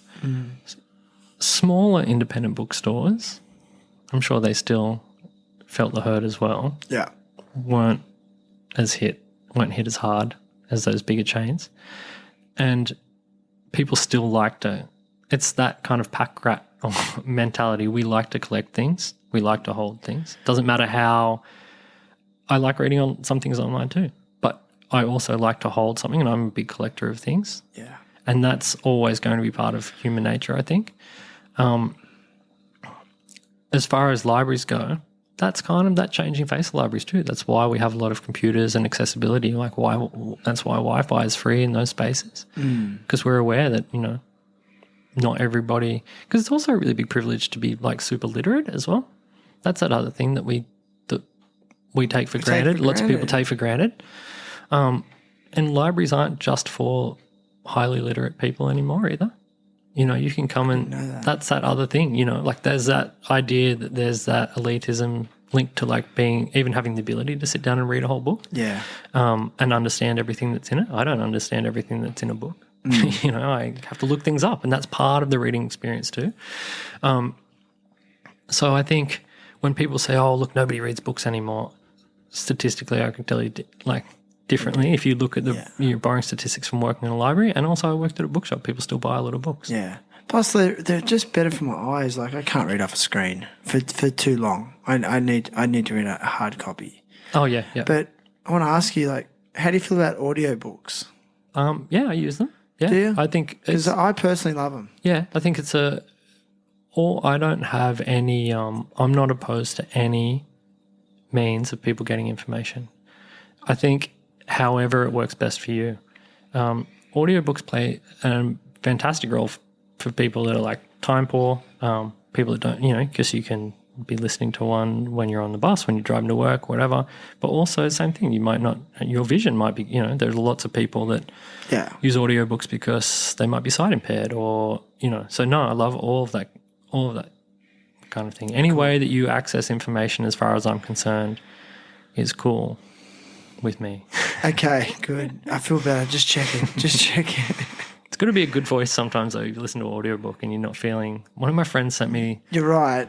Yeah, one of my friends sent me a podcast once. It was like... Well, it wasn't a podcast or an audiobook? No, it was like a story broken up that was like released kind of like incrementally, kind of like a podcast. Yeah. And I think David Schwimmer, the guy from Friends, was the guy narrating it. Oh, dude. And I couldn't listen to it because, not there's anything wrong with his voice. I just imagined that dude. And he was supposed to be like, I think he was supposed to be like in the army. And like the voice was just wrong to the character. Like it's the guy from Friends. Yeah, I can't. I was just imagining Ross telling Ross. in an army uniform, kind of looking goofy. So yeah, because he was always like such a crybaby on that show, I think. Yeah, I couldn't take it seriously. Yeah. But I'm with you too, like voice is a big thing. Like if I don't like the tone of their voice, I'm just like, it doesn't matter how good the content is. So it's a tricky one actually. Okay, how do you feel about podcasts? Again, like how do you feel about podcasts? Well, I'm talking to you. No, look. Because there's so many of them these days. Look, and that's fine. It's also like the same as anything that we put out there. You just have to think about the reason behind doing it. And like, you obviously have quite a distinct kind of like reason that you started doing this that we kind of spoke about, and you're quite passionate about all the subjects, various subjects of the people that you interview. And there are some podcasts that I listen to really regularly, especially skateboarding ones. And there's like a comic book kind of one that I listen to a lot as well. But when I do think that sometimes they provide, and this isn't just podcasts, this is just like the contemporary age of information. I think I touched on it a little bit before, this idea that everybody deserves a platform. Interesting, yeah. I don't think that's true. And that can be rich from me considering I make zines and stuff. But this kind of like antagonistic, like push-pull thing and like anti-information. When I say anti-information, I mean, and this isn't disrespect to anybody because I believe certain things as well, but the do your own research crowd, I think that can be really dangerous because we're living in an age where people all of a sudden have... Because so much information is available to us, people really struggle to understand what's a valid source of information. And I'm not saying that with any elitism at all. Well, that's a skill in itself. That's a skill in itself. That's not taught. No, that's not taught. It's like, yeah. And so when it's a podcast about certain subjects, that's fine. But I don't really have much time for sitting and listening to somebody harp on about something that they're a self-made expert in at the expense of people that have spent their livelihoods for not much money researching something for the greater good of humanity. So when people say quite often or not that they've done their own research, they don't really know what research is. Research isn't looking on the internet. That's part of research, of course. Of course. Clarify your research. Of course. I Google searched it. Yeah, and these vague attempts at chemistry, biology, the sciences, and this idea that comes with everybody thinking they deserve a platform, believing that to be wrong about something or to be misinformed means that they're stupid. Not knowing something isn't a bad thing. That just means that you haven't had access to something or you haven't been exposed to something. And there's this tendency now for people to be, because of the amount of information that we have at our fingertips and how easy it is to access information, if somebody doesn't know something, they feel threatened or they feel almost insulted, as if you're calling them stupid. Now, if you're an expert in something, so if I go to the mechanic and I say to my mechanic there's something wrong with my car and he tells me something's wrong with my car, he's spent his whole life working on cars. I haven't. I don't know anything about them. He could be wrong. But it's probably in his best interest if he wants to continue his business to give me something that's close to the truth. Yeah. Even my mechanic's a great guy, but whatever. I'm just using an example. Yeah. For me to say, are you calling me stupid because I don't understand the way the car, I've never studied mechanics. Auto mechanics. I don't know about it. People are now applying that logic to science. And because science is actually a really hard thing to grasp. It's really hard for me to grasp. Biology, chemistry, physics, all of those things are quite hard to grasp. And the small little pieces that we know about them from popular culture or from social media and things like that, that's not really a working knowledge of them. And I think it's really dangerous when we have all these, we have people in the community that, like you said before, don't understand how to pick and choose a valid source of information. Well, that's a skill. That's a skill in that itself. needs to be taught. And anybody, especially, and so for older generations too, and the only reason I say older, people that might not have, people that grew up with traditional forms of media, right? Things that were in the newspaper, although they always had a bias, they've always had a bias, and things that were on the news, they were always biased, but they were at least peer-reviewed in some way. Now, you and I could get our phones out right now and just make up a story about something and put it on YouTube right now.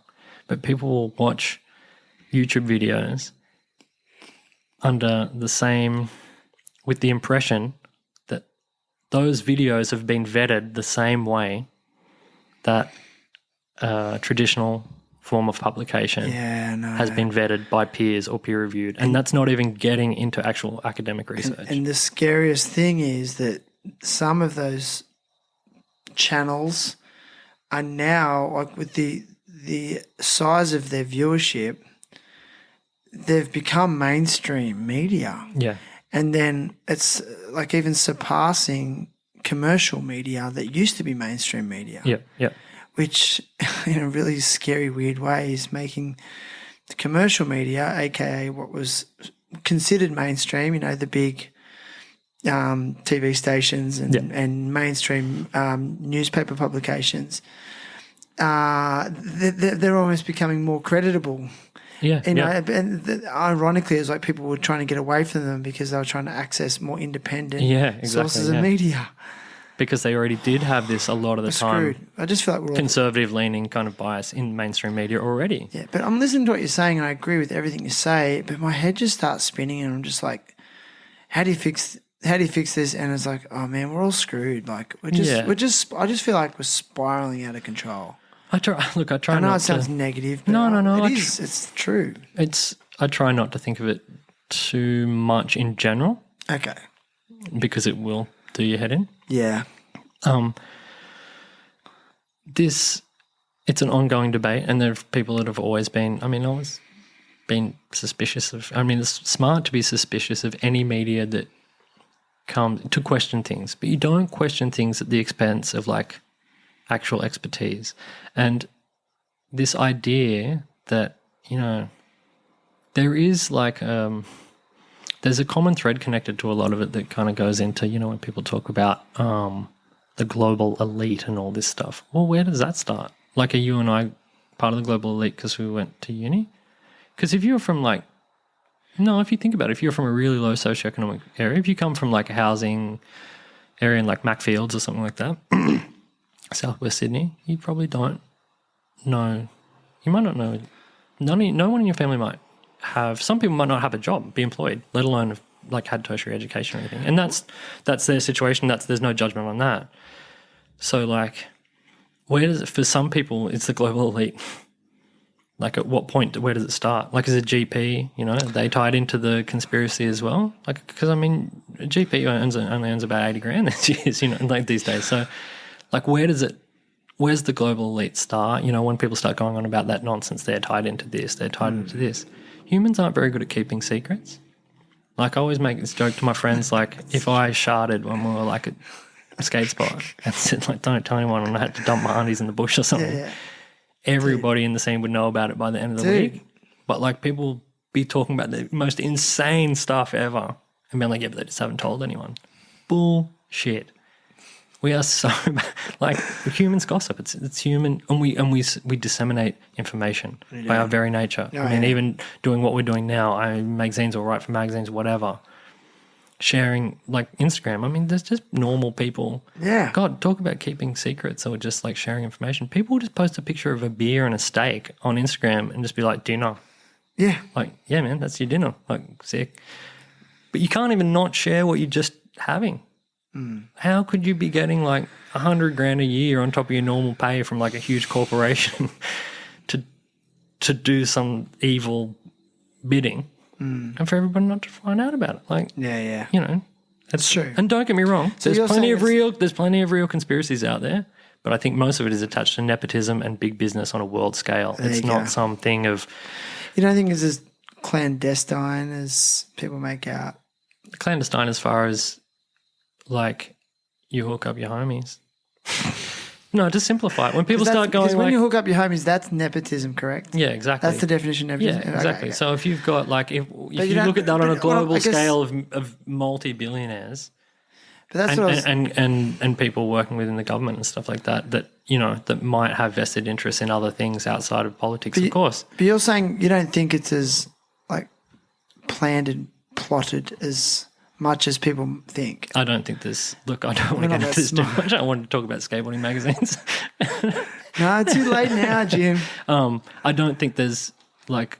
I've seen David Icke in person because I got paid to film him by Newcastle Council when I worked at the youth venue, and I don't think they're lizard people, and I don't think, you know, like Okay.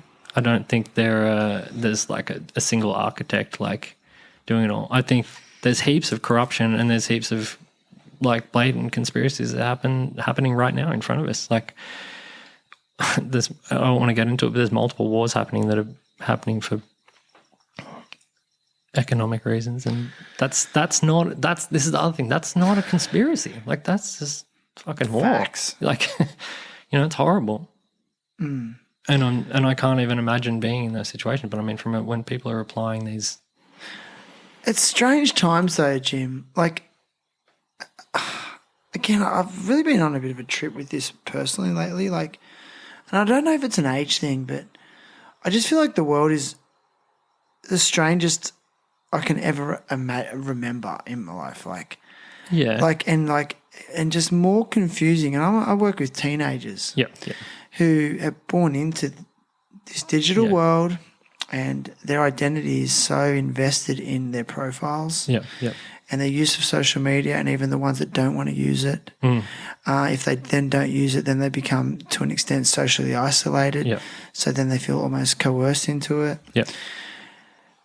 And myself and like my own maybe digital addictions with it. And I just feel like, and you were talking about access to information and misinformation and things like that. I'm just in this, I just feel, I used for a period like maybe 5-10 years ago, I could rationalize the world and the way we're living. But I'm just at this point where I was like, I just don't even know where to start now. Yeah, it's overwhelming. Yeah, I must admit, I feel completely overwhelmed. It is overwhelming. You know, and to the point where like I want to actually simplify my life and move away from this stuff. But the way our society is now structured, it's like everyone is entrenched in it. It's just very hard to remove yourself from it. Do you agree or disagree? I completely agree. I go through huge phases of like trying not to use, like I have two social media accounts, like a personal one and then the Sprawlers one. I mainly use the Sprawlers one. Yeah. But sometimes I can't even go. I go for huge periods of like not looking at any of the messages on there. And it's not to I just can't take any more information in. And I only have a certain amount of time in my day. And we all do. That's not me. I'm not talking about my own personal situation. I mean, we all do. And sometimes I have to prioritize my own, like, health and my own family and hanging out with my daughter and my partner and stuff, or my friends. And in that, like, one of my friends at the moment lives overseas, has the shits with me because I hadn't, at the moment, and I'm not going to air them out or anything, and it's totally valid why they do, because I hadn't responded to some of their messages in a while. But I just hadn't even looked at, not their messages, like all my messages. And I was still using Instagram and just like looking at things, or I might even like post something in the story, but I couldn't. So I just couldn't even open my messages. I wouldn't even open that facet of my account. It was just too much, because if there was one person that I responded to, then I might, I don't know. It just sometimes it gets too much, and I can't. Like, just call me on the phone, or and if I don't answer, I'm probably at work or doing something, and I'll get back to you eventually. And I feel like that just used to be the way, and that's not rude or anything. But like, if you tried to call someone in 1992 and they didn't answer, they were just busy. Yeah. Now if they don't answer, people are like, oh, they hate me. Yeah. And it's like, that's not the way the world works. Yeah. Or you're frustrated, like, oh, I can't believe they didn't answer. Totally. And if they and then it's like, if they do call you back an hour or two later, it's like, oh, what took them so long to get back to me? Yeah, totally. And I like, even at work, I don't have, like, I leave my phone in my backpack for the day, and I'll check it to see. I kind of notice you're slow with the responses, like. Yeah, and I'll check it to see just if Zoe, like my partner, has messaged me or sent me a picture of Penny. But I won't look at, there's one group chat I have with like Nash and Marcus in Israel that I might look at just because there's never anything too heavy in there. Yeah. And that might sound like I'm prioritizing their time over somebody else's, but it's all really superficial. Like, it just might be like a stupid photo from the internet, or like something dumb they've seen. And we all just only interact with it on like face value. And if we really needed each other, we'd probably just call or message each other like on a normal phone. Yeah. And so I might open that when I'm not looking at other messages. But I'll go through huge phases of not. I swear, like half the time people think that I'm being a dick and not replying, and it's honestly not that. It's just the idea, kind of information overload. Like you were saying, it's that overwhelming, there's information coming at us from every angle. And the idea of deliberately opening another part where you're also going to have to interact with that. And especially like, when you're trying to, I don't know. Yeah, I think it sounds like self-care to me, what you're doing. It's self-care, it's self-preservation, it's self-management. I think it's great. Yeah. I'm a slave to it at the moment. I justify it in various ways. I like to always be like, I've got to be on call for my kids if they ring me. Like that. But I think that's just... I think it's when you said that self-care thing, I think that's a really healthy way of putting it. So, and if everybody was aware, I've seen memes and stuff about it. What about are you meme smart? See, that freaks me out. Like, there is a generation of people who are meme smart. Like, they might follow some like very interesting people on their social media who put up really good memes that may be backed by academic research. Who knows? But like, you're still getting information off a meme. I think I know. Do you know what I mean? Look, I'm so old and dag. I think there's some things that I know and some things that when you say meme smart, like, I think I'm up to date with some things, and then it just depends on how much I've been using the internet. Yeah. But I know that Nash said to me the other day something about the other week about, now let me think of the name, Doja Cat. This is going to make me sound so old. That song, the one that Triple J, what is it? I don't even know the song, but he said that they were the most famous person on earth at the moment, and I had never heard of them. And that's not a brag. I hate when people also try to be like so underground, like, oh, I've never heard of Eddie Murphy. What are you talking about? Yeah. Like, fuck off. But it's not that. It's not deliberate ignorance or naivety. I just honestly was out of touch, and maybe the world's moving too fast at the moment, and I'm just still for sure. like trying to collect old skate mags. And he was like, he said it's the most famous person in the world, and I honestly couldn't even remember the name. Like, but it's not your interest. Yeah, I was like, what was it? Was it Dingo Cat, or like what was it? Like, I was like trying to, but it's like I wasn't trying to be like trying to be funny, or that's like, going to be when you tag. And I did just feel super out of touch. Like, it must have been like, last century when people were like, Elvis Presley, never heard of him or something. But it's just because you're not being shown this because of the algorithm. And it's like, I met a friend of a friend the other day. We were at his house, and this guy, really nice guy, one of the nicest guys. And I found out later he'd done something very significant in the mainstream, which is in a different realm to what I'm interested in. And then I checked him out on Instagram, and he's got 150,000 followers. Yep. And I'm just kind of like, why have I never heard of this guy? Yeah. You know, like that's, I don't know. I guess if you're not, like I said, if you're not in that world, it's insignificant, you know, like I don't know. Totally. Yeah. So, Yeah. hey, how'd Sprawlers actually start again? Is it like, what was the actual inspiration for it starting? I was skating with like the same crew, like kind of all the time. Yeah. And like, yeah, we just had like a lot of photos of like the guys that I was skating with that were kind of skating pretty well. And Simon Lydiard, like, was kind of ripping at the time. And my friend Jace. And I just, like, I was working, I had my own office at the uni at the time. I had access to a photocopier and and just made a zine. And like, the name has... Yeah, where'd Sprawlers come from, the name? There wasn't. I just thought it sounded cool. Like, it wasn't even about people like, you're like sprawling out on the streets or something. I was like, no, it wasn't that. It wasn't that thought out. I just thought it sounded cool. It wasn't like it was never our crew's name.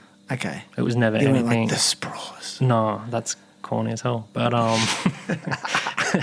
no, like, and then my friend, and I was doing Come Sundown with Marcus at the time, and like my friend, like Nash, drew like a logo for us, and Marcus then like made it into a proper logo for me. So, and I just kept making it. Like, I think I've done 9 actual issues of it as a magazine. I've done the Ben Cox like special.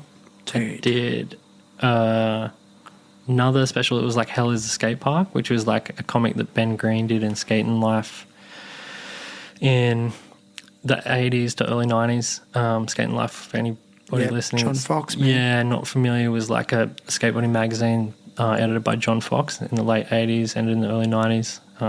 It was a really major publication. It was my first ever skate mag, I think, actually. Really, yeah. Skating Life was a really major publication. And, Ben Green, this guy from Canberra, did this comic in it called Hell is a Skate Park. Yeah. And so, I did a special. I did like a collected edition of Hell is a Skate Park. Okay. With Ben Green's permission, did a little interview with him. He sent me a letter. He sent me some like extra artwork and stuff, and I put that out. And then, so it was an extra one. And then I've also, under the Sprawlers banner as well, I've also just recently put out this kind of, it's called Trucks, and it's a 2-page, it just came out like last weekend when I was down at the Zine Fair in Melbourne, and it's a 2-volume collection, volume 1 and volume 2, of all the content of Tracks magazine that featured skateboarding from like all of the 70s. Because that's like where 80 skateboarding pages. was first featured before there was any skate mags. In a surf mag. In surf mags, yeah. And I noticed like you did the logos similar to the original Tracks logo, but it says Trucks. That was so sick. Thanks, man. Yeah. No, yeah. Tracks wasn't the first mag to do, like, to have skate content. It was one of the first Australian magazines to have regular skateboarding content. Okay. And Skating Life actually was through the publishers of Tracks. So although John Fox was the editor, It's in the same office? it was through the same publishers, through the same people, and but that's a long time after that. The project I just did, that was in the 80s, so late 80s. But so Trucks just came out, and it just like, it's actually, I sold a bunch of it, which was pretty. So I wonder, Rad. Wedge Francis, like, was like one of the first Australian pro skaters. Pretty honoured. He had a lot of content in it. And So stuff, is that what you were doing down at the Festival of the Photocopier down in Melbourne? Yeah, I went down there Promoting that? just to sell it, essentially, it. like have a stall and sell it. And I sold back issues of Sprawlers and Cool. copies of the Bangkok scene and stuff like that. Was it a big event? Huge, massive? So there's a lot of zines out there. There's heaps. It's a huge subculture still. There's a huge, Massive. okay, the zine subculture. Yeah, whether or not- Interesting, man. A lot of people, like, even if it's people making like DIY comic books, like self-public, they call them mini comics. Just like zines, which are like personal zines, people kind of like using them as like autobiographical or memoir kind of things. Lots of stuff to do with, like, every subculture pretty much has a zine. Every time you make one, it's always printed through a photocopier. No, not necessarily. Or do you, the like- first maybe. So you'll do the master copy on a photocopier and then take it to a Oh, press? no. If it's photocopied, it's photocopied. And I'll hand do them all. But there's been, I think, issue 4.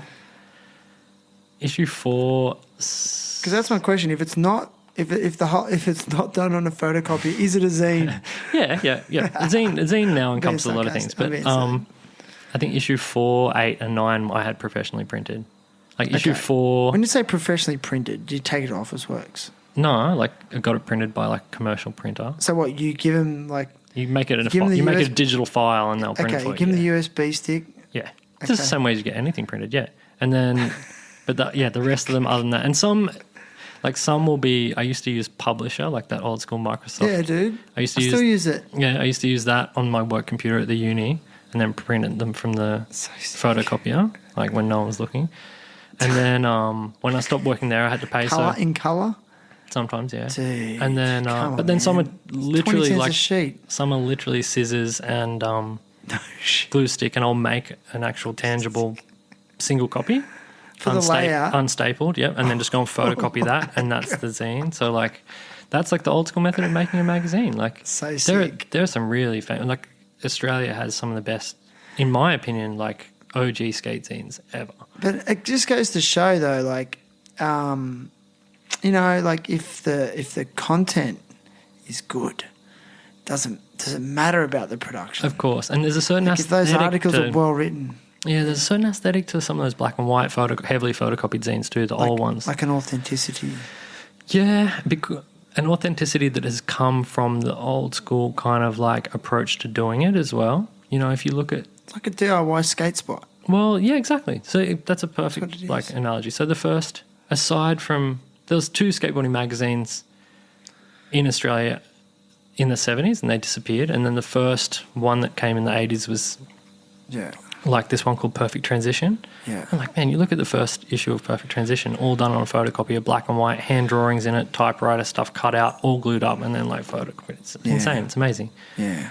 Like, well, I actually think it's still black and white, and they use some kind of printer, like the guys work after hours, but it's essentially photocopied, yeah, just like Okay. industrial quality photocopier. Interesting. Mm. Dude, what advice would you give to someone who wanted to start their own zine? Just make one. There's Okay. literally no, Okay. there's no rules. Like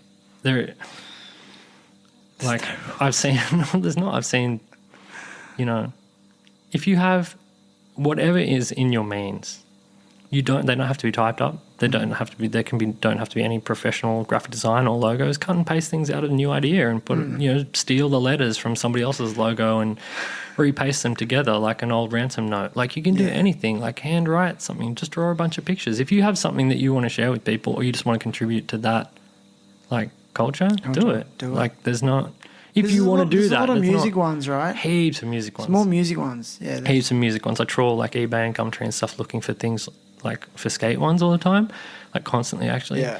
And it's the amount of music ones like from the 60s and 70s and 80s. Just like, man, there's one on eBay at the moment that someone's just selling like a whole set of just like this Frank Zappa black and white like fanzine.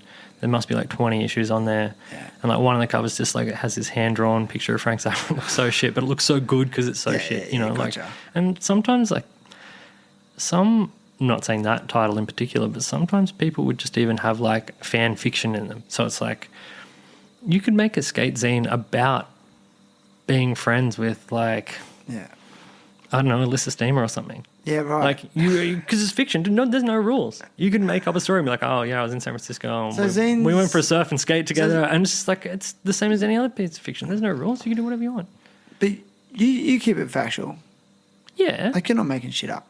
No, not in my skateboarding ones. Okay. When I'm writing fiction, I'm making Yeah, stuff up. But Well, which one's your fiction one though? I don't make any fiction zines. When you write short stories. Yeah, Okay.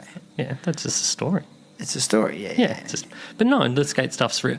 I mean, I think I've dabbled with like making stuff up, but it's always very obvious that I'm taking the piss. It's like it's satire. Yeah, there used to be this skate like website in the early 2000s in Newcastle called Shubba or Ledge Wax. There was 2 incarnations of it, Shubba and Ledge Wax. Shubba. And one time, Nash and McGinn and I, like 2 of my skate friends, we made a post about that there was going to be a comp at Islington Bowl. And like that in itself was quite possible, obviously. But the list of sponsors that we put were like just fucking stupid. Yeah. And I think people turned up. Dude. So I felt, so since then I haven't. Yeah. Like I thought that they would be able to pick up on that because there was no real sponsors for the competitions. Like some of the places didn't even exist. Like I think one of the sponsors was, it said Craig's Hat Barn in Mayfield. There's no other shop called Craig's Hat Barn. Okay. You know, like just stupid. Yeah. And the prize was like one of those Rasta wigs with the fake dreadlocks. And people, like, if I read that, I'd be like, these people are taking the piss. I want to start one. Just about slappies. Is there one on slappies? Like a zine about slappies? There would be some. There would be heaps. But especially in the US, there would be heaps. There's that slappy thing. Because there's this emergence of the full.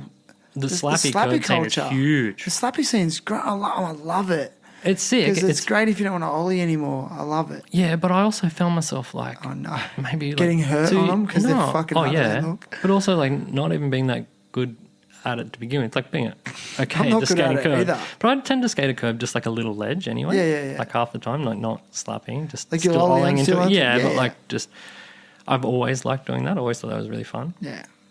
No, I found myself losing heaps of my pop as like. It doesn't help. Was doing it like this one in Newcastle in the TAFE. I was just skating there too much. Yeah. And I felt like it was detrimental to my overall skill set because all of a sudden I'd go and skate somewhere else. I'm like, geez, that's high. Honestly, and it wouldn't be something I once considered high. Okay, do you know this? Because, like, you know, we've got Street League. Like, when's Slappy League coming out? Like, I can't believe someone hasn't started like a Slappy League or some sort of Slappy comp. Like, I even thought about doing it. Like, I actually was, because we had this rad curb in Wollongong that we would just session all the time. Like, I think I saw clips of you skating that one. Yeah. We were just doing like blunts on it and stuff. Yeah. And my friend Ryan, he manicured this curb, dude. Like, it was dry rubbed and clear coated and just kept it. And it just turned into like a block of ice, man. That thing was so slick. They get deadly, yeah. Deadly. Sometimes beautiful. It's scary too because you got further to fall onto them. Like, if you're skating if you were skating a ledge that's like halfway up your leg, if you fall onto it, you just fall onto your bum and sit on it. Yeah. But I'd like if to actually... If you fall on a ledge, like on a curb, like whip out on it, you're falling all the way to, you know what I mean? Like, got you. Yeah. Yeah, it's like it's further down. Yeah, sometimes whereas if you're on a ledge, you're kind of like falling onto the ledge, which is already like knee high. Yeah, you can kind of just end up in a sitting position on it. Yeah. That's exactly right. I mean, I've been so hurt on curbs, but... I've had this idea for a while, but I just don't have the energy to do it. But I'd like to just have like a slappy jam comp, and it's a jam format, and everyone's slappies, and you get some music and some money. Give out money for the for the best slappy, and just have a big slappy party and slappy day. There are some, and just I reckon so many dudes would come out of the woodwork. I think for that. there was one get there together. Must have been one. Like not. And if you're out there, don't steal my idea, but you can steal it. Just invite me. If you have one, invite me. Chris that does Death Breath. I'm gonna, for sure, he would do it, wouldn't he? I think he went to. I can't remember. He went to like a join up, like a meetup one. I think on Instagram a while back. Did they have one? I don't know if it was a comp. That guy. Jam. That guy's a slappy beast. He can do it all. He's got the combos. You know, heroin skateboards they brought out all those egg boards that 10 inches wide, forces. I kind of thought they'd do something like that, but there's some my friend. I know I've been talking about him here, but I just spent a lot of time with him. That's cool. Nash, that guy's this like underground slappy machine. Do you know where all the good slappy curbs are in Newey? I don't know about all of them. There's heaps. There's like, and my friend Duncan too, McDewey Rye, he's a slappy machine. Him and Chris, like Butters, like live quite close, and they skate this one at the TAFE. Okay. That my friend Carl and I made originally. Like, we got them going, and then they kind of carried on the rest of it. Maintenance. They rip at them, but Nash is like the guy that doesn't do them that much, but can do them all. Like, he can do a switch frontside one, and like switch frontside crooked grind slappy, or like a really surfed out, just regular frontside stand up 501 or something. Oh, wow. Like, I mean, I'm still mucking around. I'm with you though. Like, I mean, my friend only a couple of years ago taught me how to budge onto them properly. You know, like you just got to crack. That's what Nash did with me. You know, slightly popping off your nose for a 50-50 as you hit it, and like sort of like it looks seamless when someone's really good at it. Yeah, when you see guys do. Yeah, I was watching a video of Dune doing some today actually. Like Chris Parsons. Sure, he makes it look good, man. Dune's ripper. Yeah. How you feeling? Ready to wind it up? Yeah, pretty much. I don't know. I've probably only spoken about skateboarding for about 4 minutes, but What do you mean? I hope I haven't rambled. I just feel like I ramble too much. It's kind of what it is. Yeah, that's good. But you'll be surprised at the final product and you'll go, Yeah. oh, I forgot I said that. Yeah. and I like- mean, I'm never worried about anything I say. I think I do. Yeah. Dude, it's good. I can tell you're confident. I don't see any, Yeah. I don't sense any imposter syndrome or tall poppy. That's You know, until yeah. none No, of it's that. not. It's not the talking and stuff that gives me. I do want to say one thing. Okay, when we're talking about talking, Let's go. I hate that, and this applies to like skateboarding podcasts. I hate that old-fashioned thing of like the shut up and skate thing. I hate that old mentality, like go hard or go home. What is the matter, right? If you love something, what's the matter with sitting around talking about it? And I'm not talking about sitting at the skate park and never skating. I'm not talking about sitting at the skate park or the spot and talking shit on people and vibing people. Not that. Man, why can't we talk about stuff? You know, like What do you mean? about skate stuff. You know, there's that mentality of like, oh, you fucking, you're like- always talking shit. You're always just talking about skating. You should be like, doing huge air. What do you mean? Like, What do you mean? Being too nostalgic or being too I mean like sentimental? in the time when people are While you're like at just the that sk- at the mentality skate of like spot. you know they even used to be like you know shirts shut up and skate or like you know go hard or go home. So like you're that saying mentality. if you're at the spot, Yeah, you have to skate. when people say That's why what you're not, referring yeah, to. what's the matter with hanging out Yeah. at the spot Dude, with your it's homies all while they about- skate? That's why I struggle skating by myself. I always have. And that Get like my- I it's- quite like skating by myself, but just that mentality of like that extreme like you get to the skate park, you do some airs, and then you go home like don't talk to anybody. Don't like So I think because I skate be with aggressive, because I like- think because I only skate with older dudes these days. Like I don't think the young generation is too guilty of it, but I just always wanted to talk about skating as well. Like, and there was just quite for my generation, there was that thing of just like, fuck you talk so much shit, man. But we were from All that. right. I think we're from that era Cool. when things were much more raw and rugged. Like the era we grew up in, like was a bit tougher. I feel like it's softened up a lot. Oh, heaps. Like especially skate parks with the advent of all these amazing skate parks around Sydney, for example. Like and just how I see how relaxed and comfortable the kids are at those places. And there's no pecking order, there's no hierarchy. Whereas like back in the day, you turn up to a skate park and you're a little grommy. You're petrified of the older guys, and if you get in the way, you're going to get yelled at, you know. And it's like you got to watch yourself. But there's none of that anymore, and like you know. Yeah, I don't that's know. right. Yeah. Everyone's just I don't know. It's just, everyone's scared of I don't know litigation, conflict, or being filmed having conflict. Oh, I don't know. It's just insane. Yeah, it's funny. Yeah, the being filmed thing. Selfie filming and stuff. It's fine. It's all cool. But there's also some of the people that are.